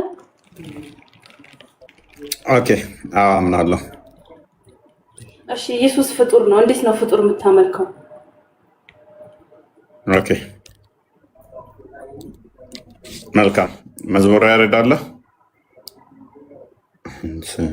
አለፎይ ኦኬ ትንሽ አብራራላት። እሺ ጥሩ መልካም። ያውሽ የእነሱን ትምህርት ቢያስረዱን ጥሩ ነበረ እና አሁን ልመልስልሽ ነው። ሀዩ ቆይ ልመልስልሽ አንዴ። ምክንያቱም የእናንተ ትምህርት ጠይቆ መመለስ አትፈልጉም ፈጽሞና ጥያቄ ብቻ ነው የምጠይቀው። ኧረ አንዴ ቆይ ሀሳብ የሚሰጧችሁ አይደለም እኮ አንቺ መስጠት እኮ አለብሽ። ገዝት እኮ ልከሽ የገባሽው አንቺ ነሽ። ስለዚህ ገስ ልከሽ ከገባሽ አሁን አስረዳኝ። ጥያቄ መልስልኝ። ለምንድን ነው የምትፈሩት? ኢየሱስ ጌታ ነው ወይ ስትባሉ ጥያቄ መልስልኝ። አፍጥነው አንዴ ሀዩ። እሺ እንመልስልሽ፣ ችግር የለውም። አዎ ኢየሱስ ክርስቶስ የጌቶች ጌታ ነው፣ የዓለማት ሁሉ ፈጣሪ ነው፣ በስጋ የተገለጠ አምላካችን ነው። ማስረጃ ልስጥሽ። የዮሐንስ ወንጌል ምዕራፍ 1 ቁጥር 1 ጀምሮ እስከ 14 ተነቢ። በመጀመሪያ ቃል ነበረ። አንዴ የሚንኮሻኮሸውን አስታኪው። እሺ ማሺ እሺ እየሰማሁህ ነው። እሺ በመጀመሪያ ቃል ነበረ፣ ቃልም በእግዚአብሔር ዘንድ ነበረ፣ ቃልም እግዚአብሔር ነበር ብሎ ከዛ ቃልም ስጋ ሆነ ይላል። ስለዚህ ያ በስጋ የተገለጠው አምላካችን ራሱ እግዚአብሔር የሆነው አምላካችን ፈጣሪያችን ኢየሱስ ክርስቶስ ነው። በስጋ ተገለጠ እንጂ እርሱ ፍጡር አይደለም። ፍጡር የሚባለው ከምድር የተጀመረ ማለት ነው። ኢየሱስ ክርስቶስ አምላካችን ኧረ ልመልስልሽ ፕሊዝ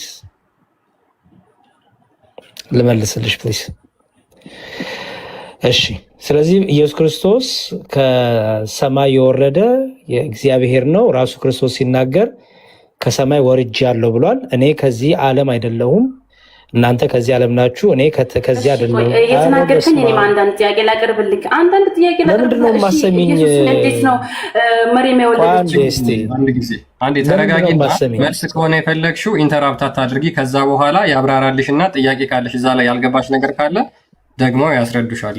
እሺ ተረጋጋ እኮ እሱ እኮ በትክክል እየነገረኝ እኮ ጭቅጭቅ ነው የፈለግሽው መልስ ነው የፈለግሽው? አንዴ እኔማ መልስ ነው የፈለኩት። በቃ አሁን አንዴ ሚውት አድርግሽ አድምጥሽ መዝሙር ያዴ ይቀጥል።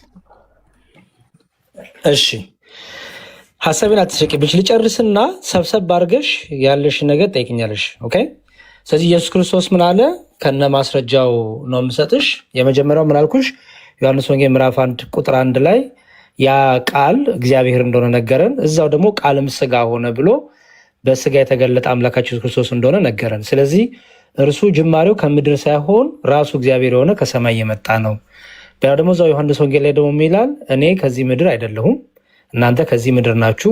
እኔ ከላይ መጥቻለሁ፣ እናንተ ግን ስለዚህ ጅማሬው ከማርያም ምን ብሏል? አብዱ ረቢ ወረብኩም ብሏል። ገብቶ ሀዳ ለምንድን ነው ስንወጣባችሁ የምትፈሩት? ክርስትና ውሸት መሆኑን አምናችሁ ነው እንዴ? እየጨረስን እንሂዳ። ምን አጋንንት እምነት እውነት ሊሆን አይችል መቼም ጭንቅላት የሌለው አካል አዳምጫ። ስለዚህ እኛ ይኸውልሽው ክርስቶስ በስጋ የተገለጠ ስግው ቃል ነው ብለን ነው የምናምነው። ስግው ቃል እንደመሆኑ ደግሞ ቅድም መዝሙረ ያሬድ እያለች ነበር። መጀመሪያ ቃል ነበር፣ ቃልም በእግዚአብሔር ዘንድ ነበር፣ ቃልም እግዚአብሔር ነበር። ሁሉ በእርሱ ሆነ፣ ከሆነውም እንኳ አንዳች ያለ እርሱ የሆነ የለም። ስለዚህ ሁሉ ነገር የተፈጠሩት በቃል ነው። በማ በእግዚአብሔር ቃል። ያ ቃል ደግሞ ፍጡር አይደለም። የፈጣሪ ቃል ፍጡር አይደለም። እንደኔና እንዳንቺ ደግሞ ድምፅ አይደለም የፈጣሪ ቃል፣ ምክንያቱም ፈጣሪ አምሳያ የለውም። ስለዚህ ያ ቃል በስጋ ተገለጠ። ኧረ ተረጋጊ። ያ ቃል በስጋ ተገለጠ ብለን ነው ምናምነው። ቃል አካላዊ ቃል ሁሉን የፈጠረው ከማርያም ስጋና ደም ነፍስን ተካፍሎ በዛ በምታዩ ክርስቶስ ከማርያም በተወለደው ክርስቶስ ያንን በምታቂው ኢየሱስ ከማርያም የተወለደው እርሱ ሁሉን የፈጠረ ማርያምንም የፈጠራት ቃል ከእርሷ ስጋና ደምን ተካፍሎ የመለኮት ሙላት በሰውነቱ ተገልጦ ታየ፣ ተዳሰሰ፣ ተነካ። ስለዚህ ያ ኢየሱስን ምታቂው አንቺ ከማርያም ስጋና ደም የተካፈለው አንቺ ምታቂው በስጋና ደሙ ብቻ ነው፣ በሚታየው ብቻ ነው፣ ከማርያም የነሳውን ብቻ ነው ምታቂው። እርሱ ግን በሰውነቱ የመለኮት ሙላት ያለው ቃል ስጋን ተዋህዶ የተገለጠ አስቀድሞ በእግዚአብሔር መልክ ሲኖር የነበረ በኋላ የባሪያውን መልክ ይዞ የተገለጠ የመጣ ነው። የማይታየው፣ የማይወሰነው፣ የማይነካው በሚታይ በሚነካ በሚዳሰስ በባሪያው መልክ የተገለጠ ሕያው አምላክ ነው።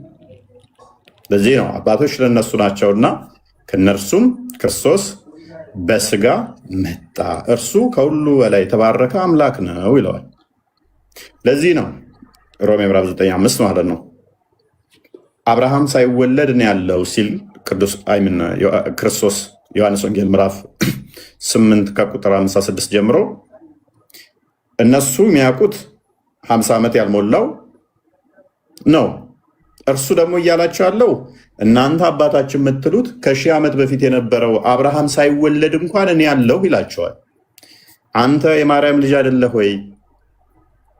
አናቅህም ወይ? ገና 50 ዓመት እንኳን መይሞላህ ይሉታል። እናንተ የምታውቁኝ ይሄ በነሳው ስጋና ደም ነው።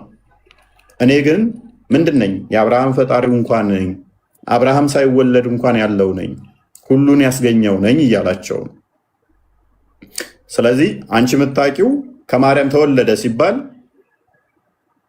እንደ አንቺ እንደራስሽ ከናካባትሽ ከተወለድሽ አንቺ ከናካባትሽ በፊት ልኖሪ አችም ምንኖሪው ከናካባትሽ በኋላ ስለሆነ አያትሽን ቀድመሽ ልኖሪ አችም። አያትሽ እናትና አባትሽን ይወልዳሉ። ከዛንቺ ትመጫለሽ። ወደ ሌላ ወሬ አትግባና አሁን ጥያቄ መልስልኝ። ግን እኔ ማለት ነው ምንም ተናገርክ ምን ማለት ነው አላምናቸውም። ምክንያቱም ውሸት ነው ክርስትና። ሙስሊሞች ደግሞ ከዚህ ቤት ውጡ፣ ንጉስ ቤትና ተማሩ። ውጡ፣ መጨረሻ ውጡ ሆነ። አንዴ ሀዩ ፎሎ አድርግኝ እሺ። ቅድም የተናገርሽ ነገር አለና ፖለቲካ ተሰራሩ ፎሎ አድርግኝ። አንቺ መልስልሻለሁ። እንደዚህ አይነት ፖለቲካ ማትስሩኛ ቤለኝ። ይሄ ብልግና ነው፣ ብልግና ነው። አስቀምጠናችሁ ከሌጋ ነው ከሌጋ ቀስቀሰ ምርጫ ቀስቀሰ አደረጋችሁት እኮ። ይሄ ነውር ነው፣ አይደረግም። ቅድም እሺ አፍራ ያላ ሱሱ ኒሂል መስዑድ እፎይ ቀጥይ። እኔ የምጠይቅህ እናንተ በሩቅ ሚስጥር ታምናላችሁ ወይ? ለምሳሌ ገነት ነው አይደል የሚባለው በክርስቲያን እና ገሃነም ያኔ ምንድን ነው የሚባለው? ገሃነም። አዎ ገሃነም። ከዛ በኋላ ደግሞ ገነት ላይ ያሉ ትሩፋቶቹን ይህን ታምናላችሁ?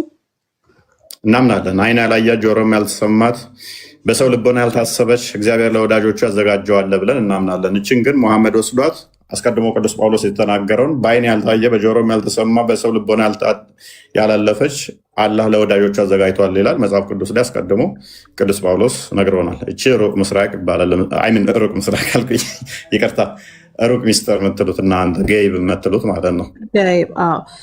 አሁን ለምሳሌ አንተ ቅድም እያልክ የነበረው ነገር ነበርና ጭንቅላት የሌለው ተረከዝ ታመልካላችሁ ምናምን እያልክ ነበር እና እኛ ከተገለጸው ውጪ ሁሉም እንትን ብለን ነው የምናምረው። የሩቅ ሚስጥር ነው፣ በቃ ተገልጿል፣ እናምናለን አለ ብለን ነው የምናምነው። አንተ ይሄን ካመንክ አንተ ይሄንን አገላለጽ እንዴት ትገልጻለህ? ጭንቅላት የለውም እግር አለው የሆነ ነገር የለውም። እኛ የተገለጸውን እናምና። አንተ አሁን ለምሳሌ ገነት ላይ ያለ ትሩፋቶች አሉ አይደል?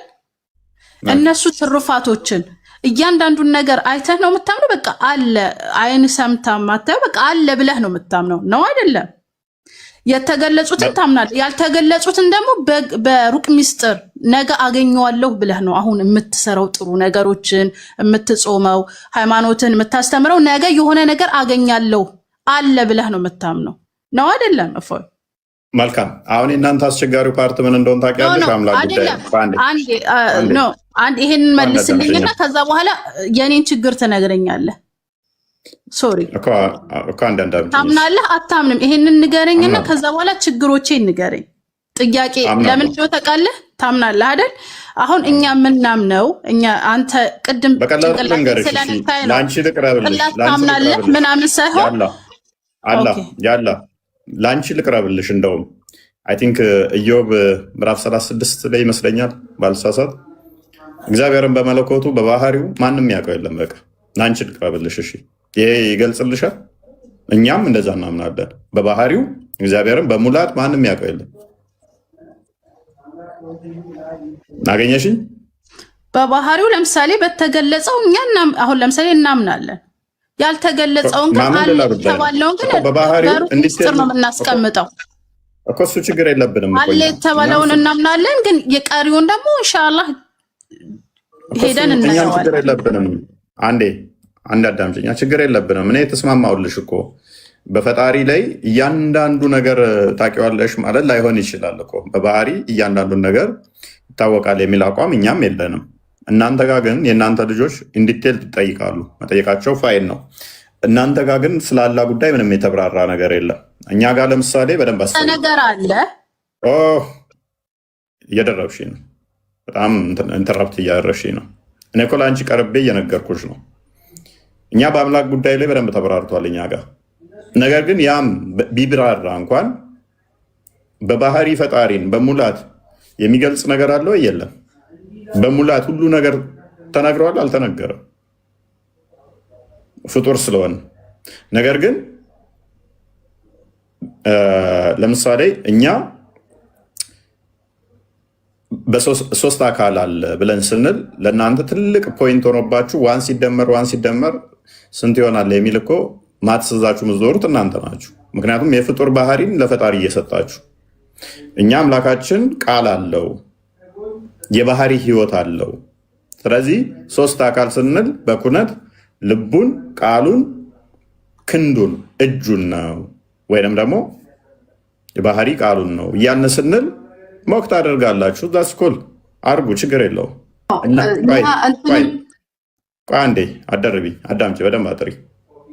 ስለዚህ እኛ አምላካችን ቃል አለው። ቃሉ ፍጡር አይደለም።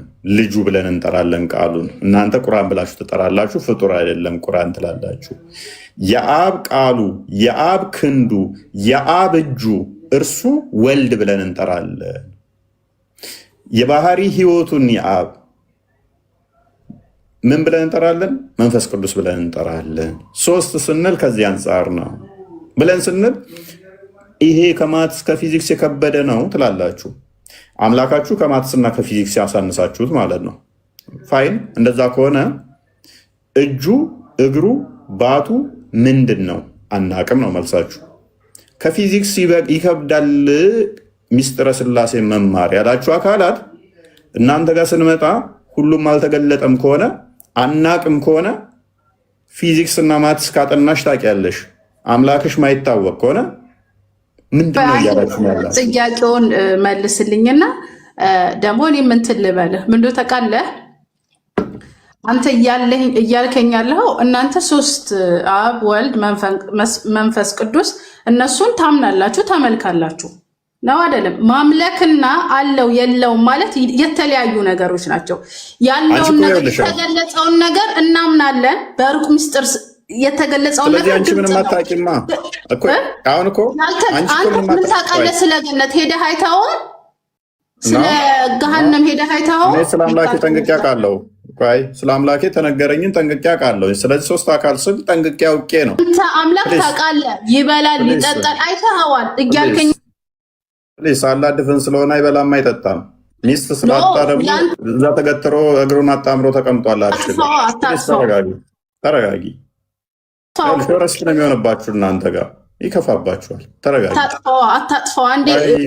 ተረጋጊ።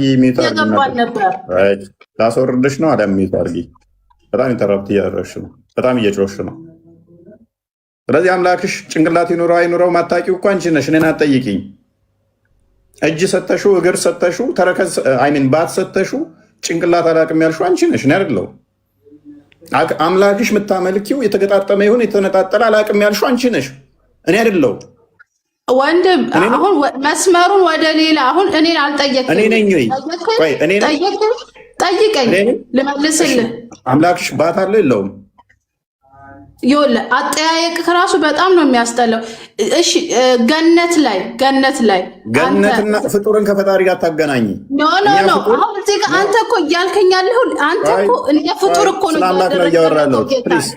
እኔ ፍጡርን ከፈጣሪ ጋር ምሳሌ አድርገሽ አትስጪ። ለእኔ ከሆነ ለአንቺ ከሆነ ላላ ስለሚስማማው ምሳሌውን እቀበላለሁ።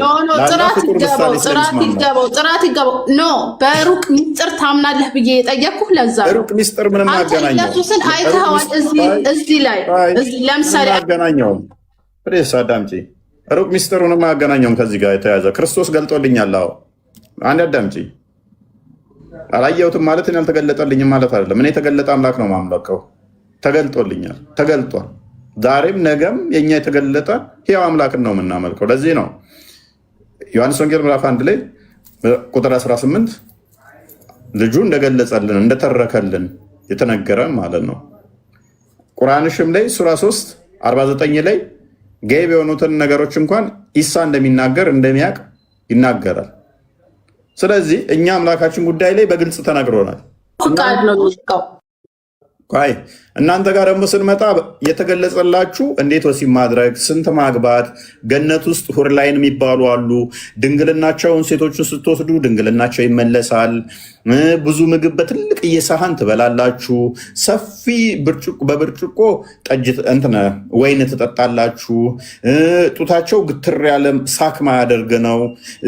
ትልልቅ በየ60 ማይሉ ሴቶች የሚቆሙ አሉ። ይሄ ነገር ተገልጦላችኋል። ሽንት ቤት ገብታችሁ ስትወጡ ምን ማለት አለባችሁ? ስገቡ ምን ማለት አለባችሁ? ምግብ ስበሉ እንዴት ነው እሱ?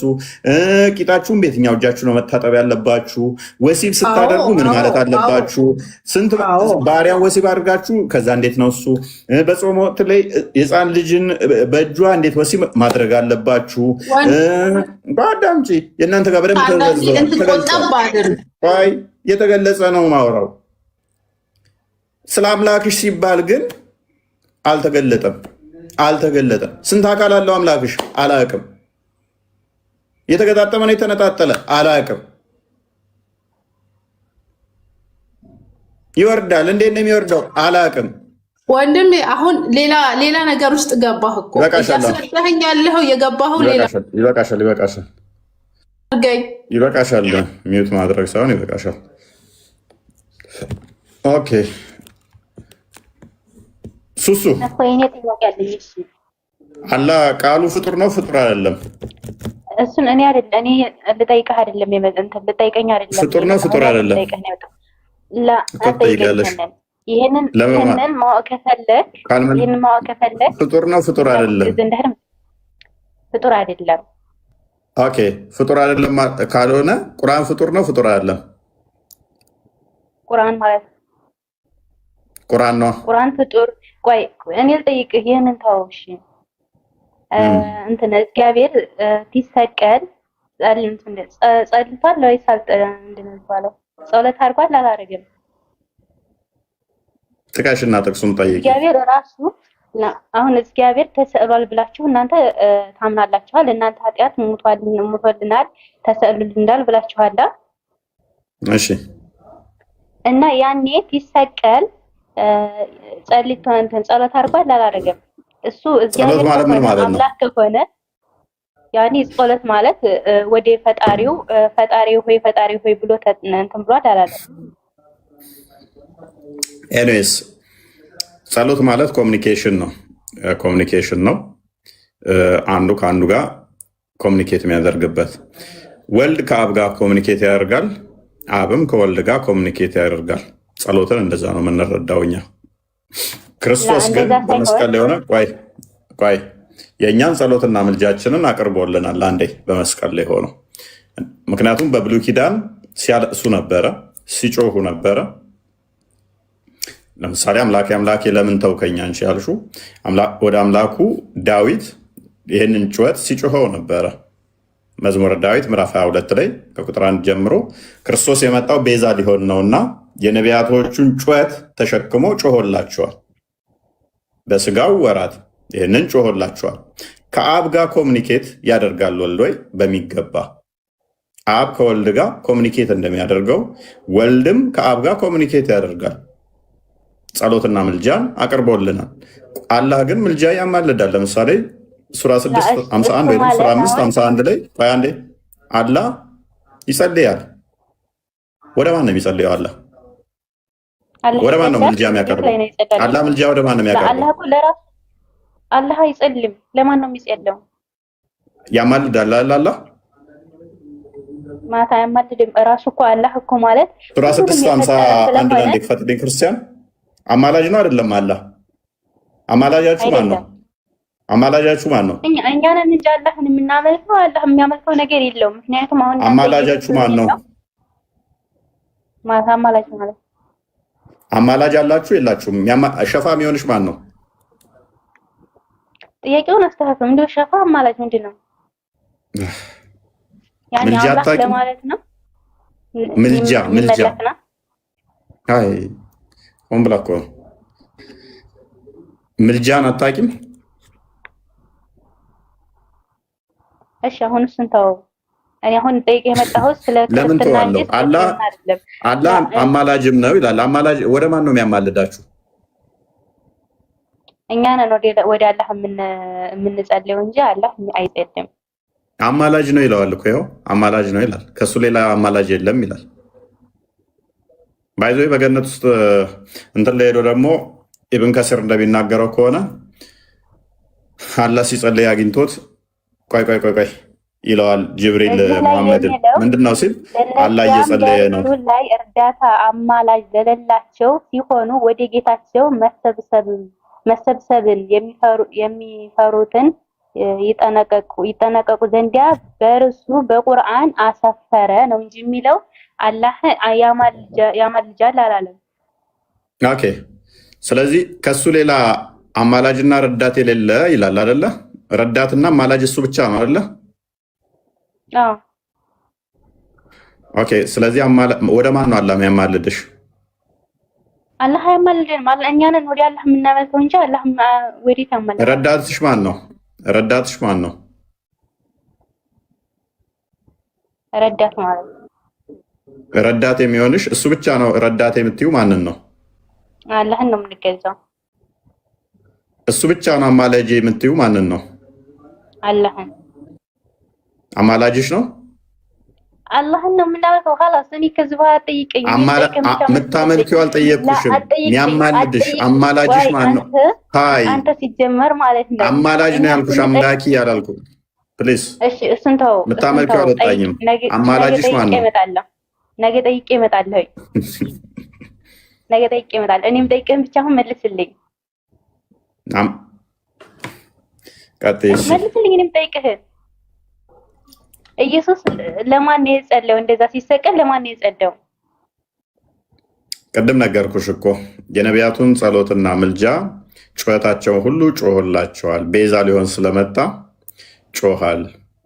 ያንን ጩኸታቸውን የነሱን ምን ቤዛ ሆኗልና ካሳ ስለሆነ አንድም የነሱን ጩኸት ሲሰቀል ያለው አንደኛ ወደ አባቱ፣ አንደኛ ወደ ራሱ ጸሎትና ምልጃን ያቀረበው ወደ አባቱ ወደ ራሱ። ምክንያቱም የአባቱ የሆነ ሁሉ የሱ ነው፣ የሱ የሆነ ሁሉ አዳምጪ ፕሊስ፣ የልጁ ስለሆነ ማለት ነው። አንዲት ፍቃድ፣ አንዲት ስልጣን ስላለች፣ አንዲት አገዛዝ ስላለ ማለት ነው። ስለዚህ ምንድነው እሱ ኮሚኒኬሽን አለ በአብና በወልድ በመንፈስ ቅዱስ መካከል መገናዘብ ተገናዝቦ አለ ብለን እናምናለን እኛ። ስለዚህ ኮሚኒኬሽን አለ። ነገር ግን በመስቀል ያንን የነቢያቱን ጩኸት ጮሆላቸዋል።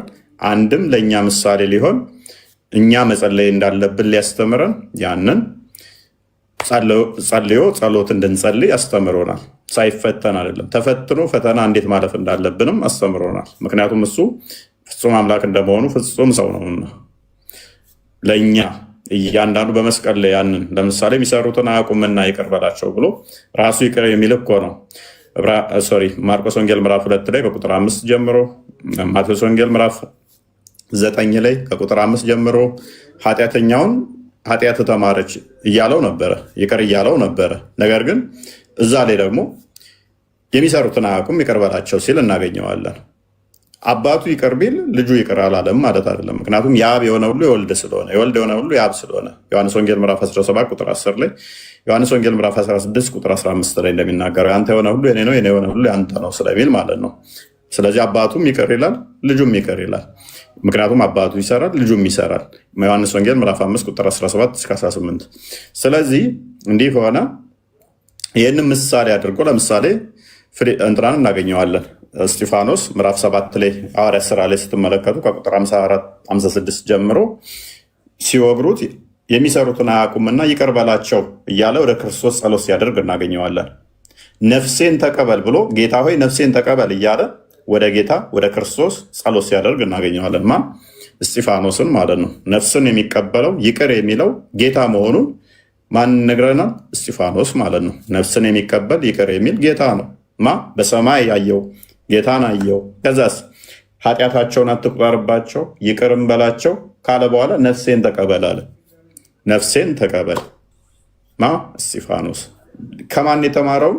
ክርስቶስ በመስቀል ላይ የጸለየውን የተማረውን ለሌሎች ይቅርታ ማድረግ እንዳለብን። ምክንያቱም ሁለተኛ ጴጥሮስ እሺ በቃ አሁን እዚህ ላይ አቁምና እኔ ይሄንን ሁሉ እንዴት ነግሬ ሳይሆን የፈለኩት ኢየሱስ ሲሰቀል አምላኬ አምላኬ ለምን ተውከኝ ብሏል አላለም ነው ያልኩት። ልመልስላት ነው እፎይም በዛው ረፍት እንድታረግ ብሏል ያለበት ምክንያት እፎይ ነግሮሻል። ሌላው ደግሞ ያለበት ምክንያት ለማን ነው እንደዚህ ያለው? አኩል ነግርሽ እኮ ነው። አባቱን ነው የጠራው። ምክንያቱም ኢየሱስ ክርስቶስ አብን አባቴን አብ ትንቢት አባት አለው። አዎ እሱም አብ ይባላል። ኦኬ እናቱ ድንግል ማርያም በምድር ላይ በስጋ ሲገለጥ እናት አለችው፣ እሷ ድንግል ማርያም ትባላለች። አስቀድሞ በስጋ ከመገለጡ በፊት ግን የእግዚአብሔር ልጅ ይባላል። ማስረጃ ልስጥሽ። የሉቃስ ወንጌል ምዕራፍ 1 ቁጥር 35 ጀምሮ ስታነቢው ቅዱስ ገብርኤል ለድንግል ማርያም መጥቶ የምትወልጁ የእግዚአብሔር ልጅ ነው ብሏታል። ስለዚህ አዎ እግዚአብሔር አብ ልጅ አለው። ማን ነው የሚባል? ወልድ ኢየሱስ ክርስቶስ የሚባል የባህሪ ልጅ አለው።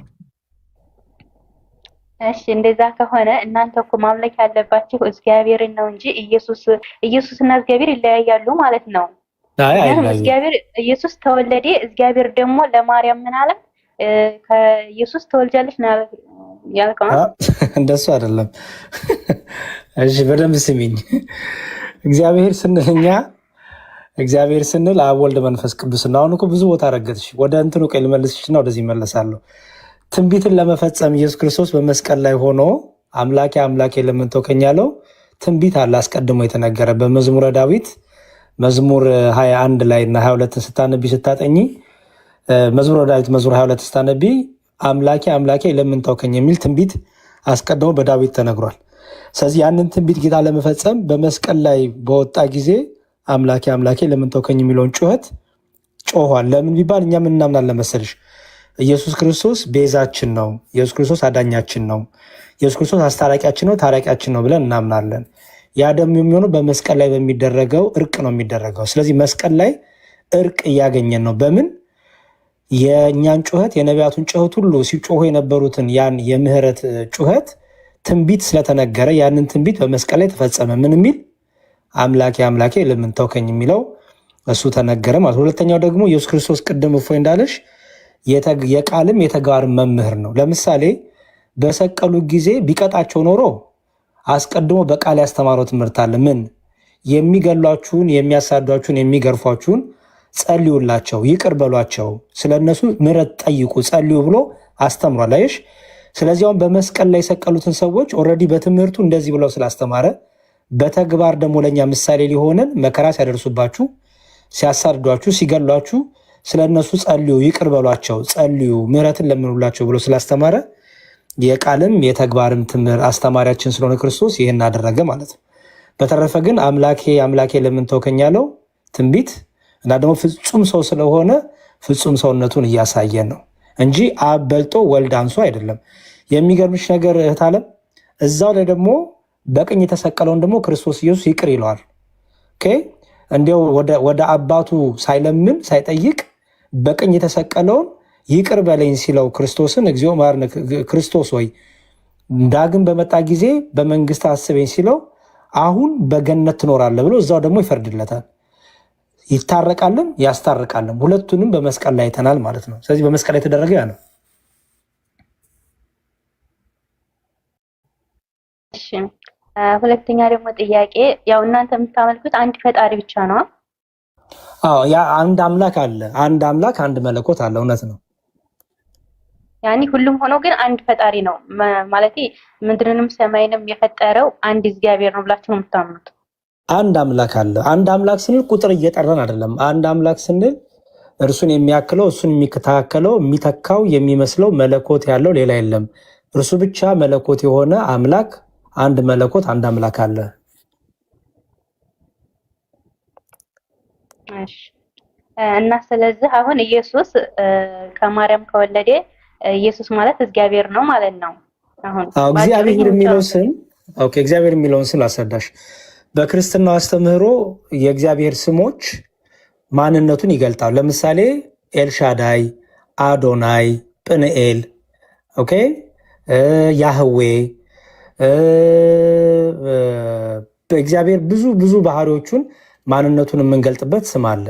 እግዚአብሔር የሚለው ደግሞ እኛ ኢትዮጵያን ቋንቋችን ግዕዝ ስለሆነ የግዕዝ ቃል ነው። ለምሳሌ በእኛ በክርስትና አስተምሮ ሁሉም በየቋንቋው እግዚአብሔርን ይጠራዋል። ለምሳሌ አሁን እግዚአብሔር ስልሽ ኢትዮጵያዊ ስለሆንኩኝ ግዕዝ ተናጋሪና አማርኛ ፊደል አማርኛ ቋንቋ ተናጋሪ ስለሆንን እግዚአብሔር የሚለውን እንጠቀማለን። በሌላ ሀገር ደግሞ በየሀገራቸው በኦሮምኛም በትግርኛም በየሀገራቸው የራሳቸውን ነገር በየቋንቋቸው እግዚአብሔር ይጠሩታል። በእኛ በክርስትናው እግዚአብሔርን በየቋንቋችን እናመሰግነዋለን። ስለዚህ እግዚአብሔር ስንል እግዚ እና አብ እና ሄር የሚል ነገር ትያለሽ። እግዚ ማለት በግዕዝ ጌታ ገዢ እንደማለት ነው። አብ ሲባል ደግሞ የሁሉ አባት የሆነ እንደማለት ነው። አብ የሚለው በራሱ ግዕዝ ነው፣ አባት ማለት ነው። አቡ የሚለው አብ። ከዛ ሄር ሲባል ደግሞ የሁሉ ገዢ፣ የሁላችንም ፈጣሪ፣ የሁላችንም አስገኝ ስንል እግዚአብሔር የሚለውን እንጠይቃለን። ስለዚህ አንድ እግዚአብሔር አለ። ምን ያደረገን? የገዛን የፈጠረን፣ ሁላችንም ያስገኘን፣ ሁላችንም የሚመግበን የሚጠብቀን። አዎ አንድ እግዚአብሔር አለ። ያ እግዚአብሔር ግን በሶስት አካል ተገልጧል ብለን እናምናለን። አንድ አምላክ አለ። የአንድ መለኮት አንድ አምላክ በሶስት አካል ተገልጧል። በሶስት አካል መገለጡ ግን ሶስት አምላክ አያሰኘውም። ለምሳሌ አንቺ ነፍስሽ፣ ቃልሽ እና ህያውነትሽ አንድ ላይ ያሉ ናቸው። ኦኬ እንጂ ሶስት ሰው አትባይም። ለምሳሌ አይደለ? ለምሳሌ አንቺ አሁን ነፍስ አለሽ አይደል? አይደል? ህይወት አለሽ አይደል? ነፍስ ደግሞ እንትን አለሽ አይደል? እስትንፋስ አለሽ አይደል? አለኝ። ኦኬ ከዛ ደግሞ ቃል አለሽ አይደል? እኮ እናንተ ይሄን ሁሉን አርጋችሁ እንደዚህ ሶስት ነው የምትሉት። ይሄንን መንፈስ በአካል ሶስት እንላለን። የአንድ ሰው በአካል ሶስት ማለት አብ ወልድ አይደለም፣ ወልድ አብ አይደለም ማለት ነው። ለምሳሌ ኢየሱስ ክርስቶስ እኔና አብ እያለ እኔ ብሎ ራሱን አብ ብሎ ደግሞ አባቱን ይናገራል። ስለ መንፈስ ቅዱስ ደግሞ እርሱ መንፈስ ቅዱስ ብሎ ደግሞ ይጠራዋል። ስለዚህ እኔና አብ ስላለ ወልድ አብ አይደለም፣ አብ ወልድ አይደለም። ግን ወልድ አብ አለመሆኑ አብ ወልድ አለመሆኑ ሶስት አምላክ ሳይሆን አንድ አምላክ ነው ያለው። ምክንያቱም ያለችው በአብ በወልድ በመንፈስ ቅዱስ በአካል ሶስት ቢሆንም ግን በመለኮት ግን አንድ አምላክ አንድ ፈጣሪ አንድ መለኮት እናመልካለን ማለት ነው። በቃ ይበቃ። እሺ አሁን ለምሳሌ አሁን እናንተስ ስንት ስትሉ የሆነ ነገር ስትጠየቁ የሆነ ነገር ስትመሉ እግዚአብሔርን ብላችሁ ነው መማር ያለባችሁ። መማር የለብንም። በአንዳንድ ሰዎች ካለማወቅ ካለመማር የተነሳ የእግዚአብሔርን ስም ይጠራሉ። በመጽሐፍ ቅዱሳችን ስሙን እየጠራ እንዳንምል ተከልክለናል። የኛ በራሳችንም ስም እንዳንምል ተከልክለናል። በመላእክትም በቅዱሳንም ስም እንዳንምል ተከልክለናል። የተባለው ምንድነው? እውነት ከሆነ እውነት በሉ፣ ሐሰት ከሆነ ሐሰት በሉ የተባልነው። ሰዎች ግን ካለመማር ወይ ደግሞ ቸልተኛ በመሆን ስመ እግዚአብሔርን እየጠሩ ይምላሉ። ትክክል አይደለም። እሺ አሁን ማርያም እንትን አምላክ አይደለችም። አምላክ ሆናም አታውቅም። የፍጡር አምላክ የለም። ማርያም ትላላችሁ አኮ ቅድም ነገርኩሽ እኮ ማርያምን ስንል ለምሳሌ እኔ እምላለሁ ማርያምን ስል ግን ስለምወዳት ልክ አሁን ለምሳሌ አንዳንድ ሰው በእናቱ ይምላል፣ በአባቱ ይምላል፣ ኦኬ በወንድሙ በሚስቱ በባሏ። ለምሳሌ አንዲት ሚስት እቃ ሲወርቅባት እፎይ ድረስ ልትል ትችላለች፣ ያኔ ድረስ ልትል ትችላለች። ይሄ ማለት ግን አመለከሽ ማለት አይደለም። የሚምልም አለ። ለምሳሌ ሚስት በባሏ ልትምል ትችላለች፣ ባል በሚስቱ ሊም ይችላል። ይሄ ግን ማምለክ አይደለም። በሚወዱትና በሚያፈቅሩት ነገር መማላቸው ነው እንጂ ወይም ትክክለኛ ለመሆኑ በሚወዱት ነገር ማስቀመጣቸው ነው እንጂ ያመለኩ አይደለም። ስለዚህ ማርያምን ብለን ብንምል እንደው ማርያምን ስለምንወዳት ነው እንጂ ፍቅራችንን ለመግለጥና በምንወዳት ነገር እንደው እውነት መናገራችን ለማሳየት ነው እንጂ እሱም ትክክል አይደለም። ግን እንደዛ የሚያደርግ ሰው ማርያምን አምላክ ስለሆነች አይደለም፣ አምላክም አይደለች። ለምሳሌ አምላክ ብትሆን አምላክ ናት ብዬ ላንቺ መናገር እኮ አይከብደኝም። ላንቺ ብዬ የምክዳት ማርያም የለችም። በቃ እኛ አናመልክም። ማርያም አምላካችን ሆና አታውቅም፣ መመለክም አይገባትም። ፍጡር ናት፣ ግን ከፍጡራን ደግሞ የከበረች ናት። ለምን? የጌታን የወለደች ናት፣ አምላክ የወለደች ናት ብለን እናምናለን። በዚህ የከበረች ናት። እሺ ደግሞ ሌላ ሲቀጥል መጽሐፍ ቅዱስ አሁን ከእናንተ ከሰማያት እግዚአብሔር ይልክላችኋል ወይስ ከየት ነው እናንተ ነው የምትጽፉት? እሺ መጽሐፍ ቅዱስ ከሰማይ የወረደ አይደለም።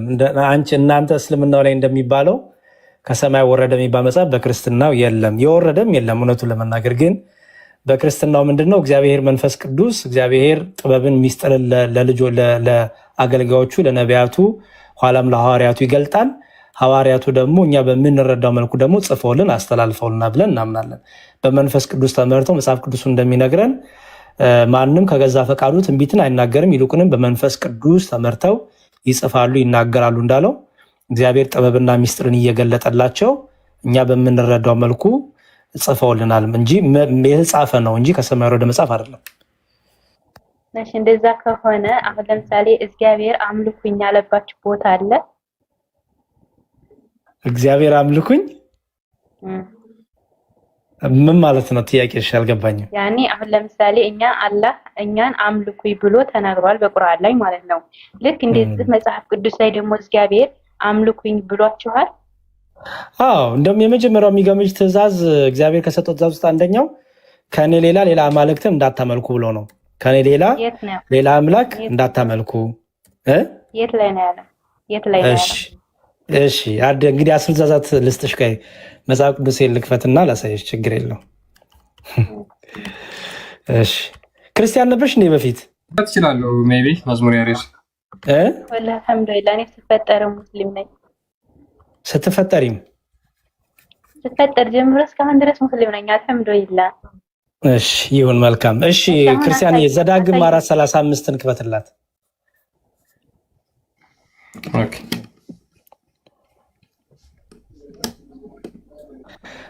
መጀመሪያ ከዘጸአት ጀምርላትና ዘጸአት 34:14ን አሳየት። እኔ የምፈልገው እግዚአብሔር እኔን አምልኩኝ ብቻ ያለባቸውን ቦታቻ ነው እኮ ላሳይሽ ነው። እሺ ከኔ አምላክ እንዳታመልኩ ያለው። እሺ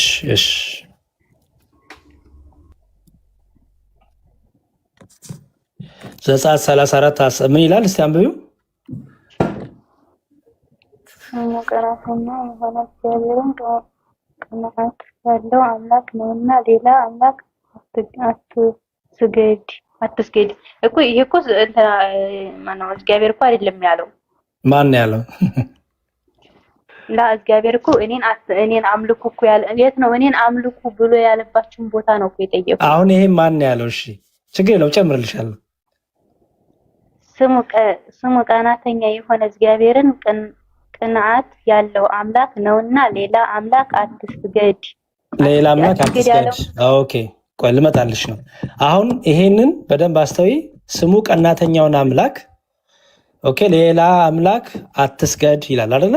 ምክንያቱም በስሙ እግዚአብሔር አይደራደርም፣ በአምልኮቱ እግዚአብሔር አይደራደርም። ይሄንን ታዲያ ከየት ነው የመጣው መሰለሽ? ሂድልኝ አንዴ ክርስቲያንዬ፣ ኦሪት ዘጸአት ምዕራፍ 20 ቁጥር 3 እሺ ይኸው እግዚአብሔርም አምላክ እኔ ነኝ አለና ከኔ በቀር ሌሎች አማልክት አይሁኑልህ። እሺ ከኔ በቀር ሌሎች አማልክት አይሁኑልህ።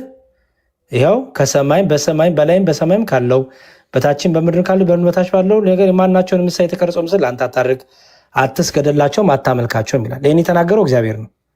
ኦኬ ማንንም እንዳታመልክ እኔም ብቻ አምልክ እያለ ነው። ኦኬ እዛው ዘጸአት 23:13ን አውጣላት። አንድ ሁለት ጥቅስ ጨምርሽ ነው ይበቃኝ። ዘጸአት 23:13 ምን ይላል? ያልኳችሁንም ነገር ሁሉ ጠብቁ። እግዚአብሔር ነው ያለው። ያልኳችሁን ነገር ሁሉ ጠብቁ፣ የሌሎችንም አማልክት ስም አትጥሩ፣ ከአፋችሁም አይሰማ ይላል። እሺ በቃ ሌላ አማልክት እንዳታመልኩ፣ ጣዖታትን እንዳታመልኩ፣ ማንም እንዳታመልኩ፣ ስማቸውንም እንዳትጠሩ፣ እኔ የኔን ስም ብቻ ጥሩ፣ ማንም አምላካችሁ እንዳይሆን እኔ ብቻ አምላካችሁ ነኝ ብሏል እግዚአብሔር። በጣም ብዙ ነው ግን እቺ ጥቂት ይበቃሻል።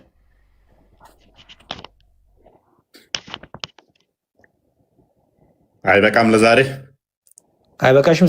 እኔ ጨርሻለሁ። ፎይ ቴንክ ዩ ሱሱ ነገ ተነገ ወዲያ አፍራ ጥያቄ ካለሽ ነሂል መሱድ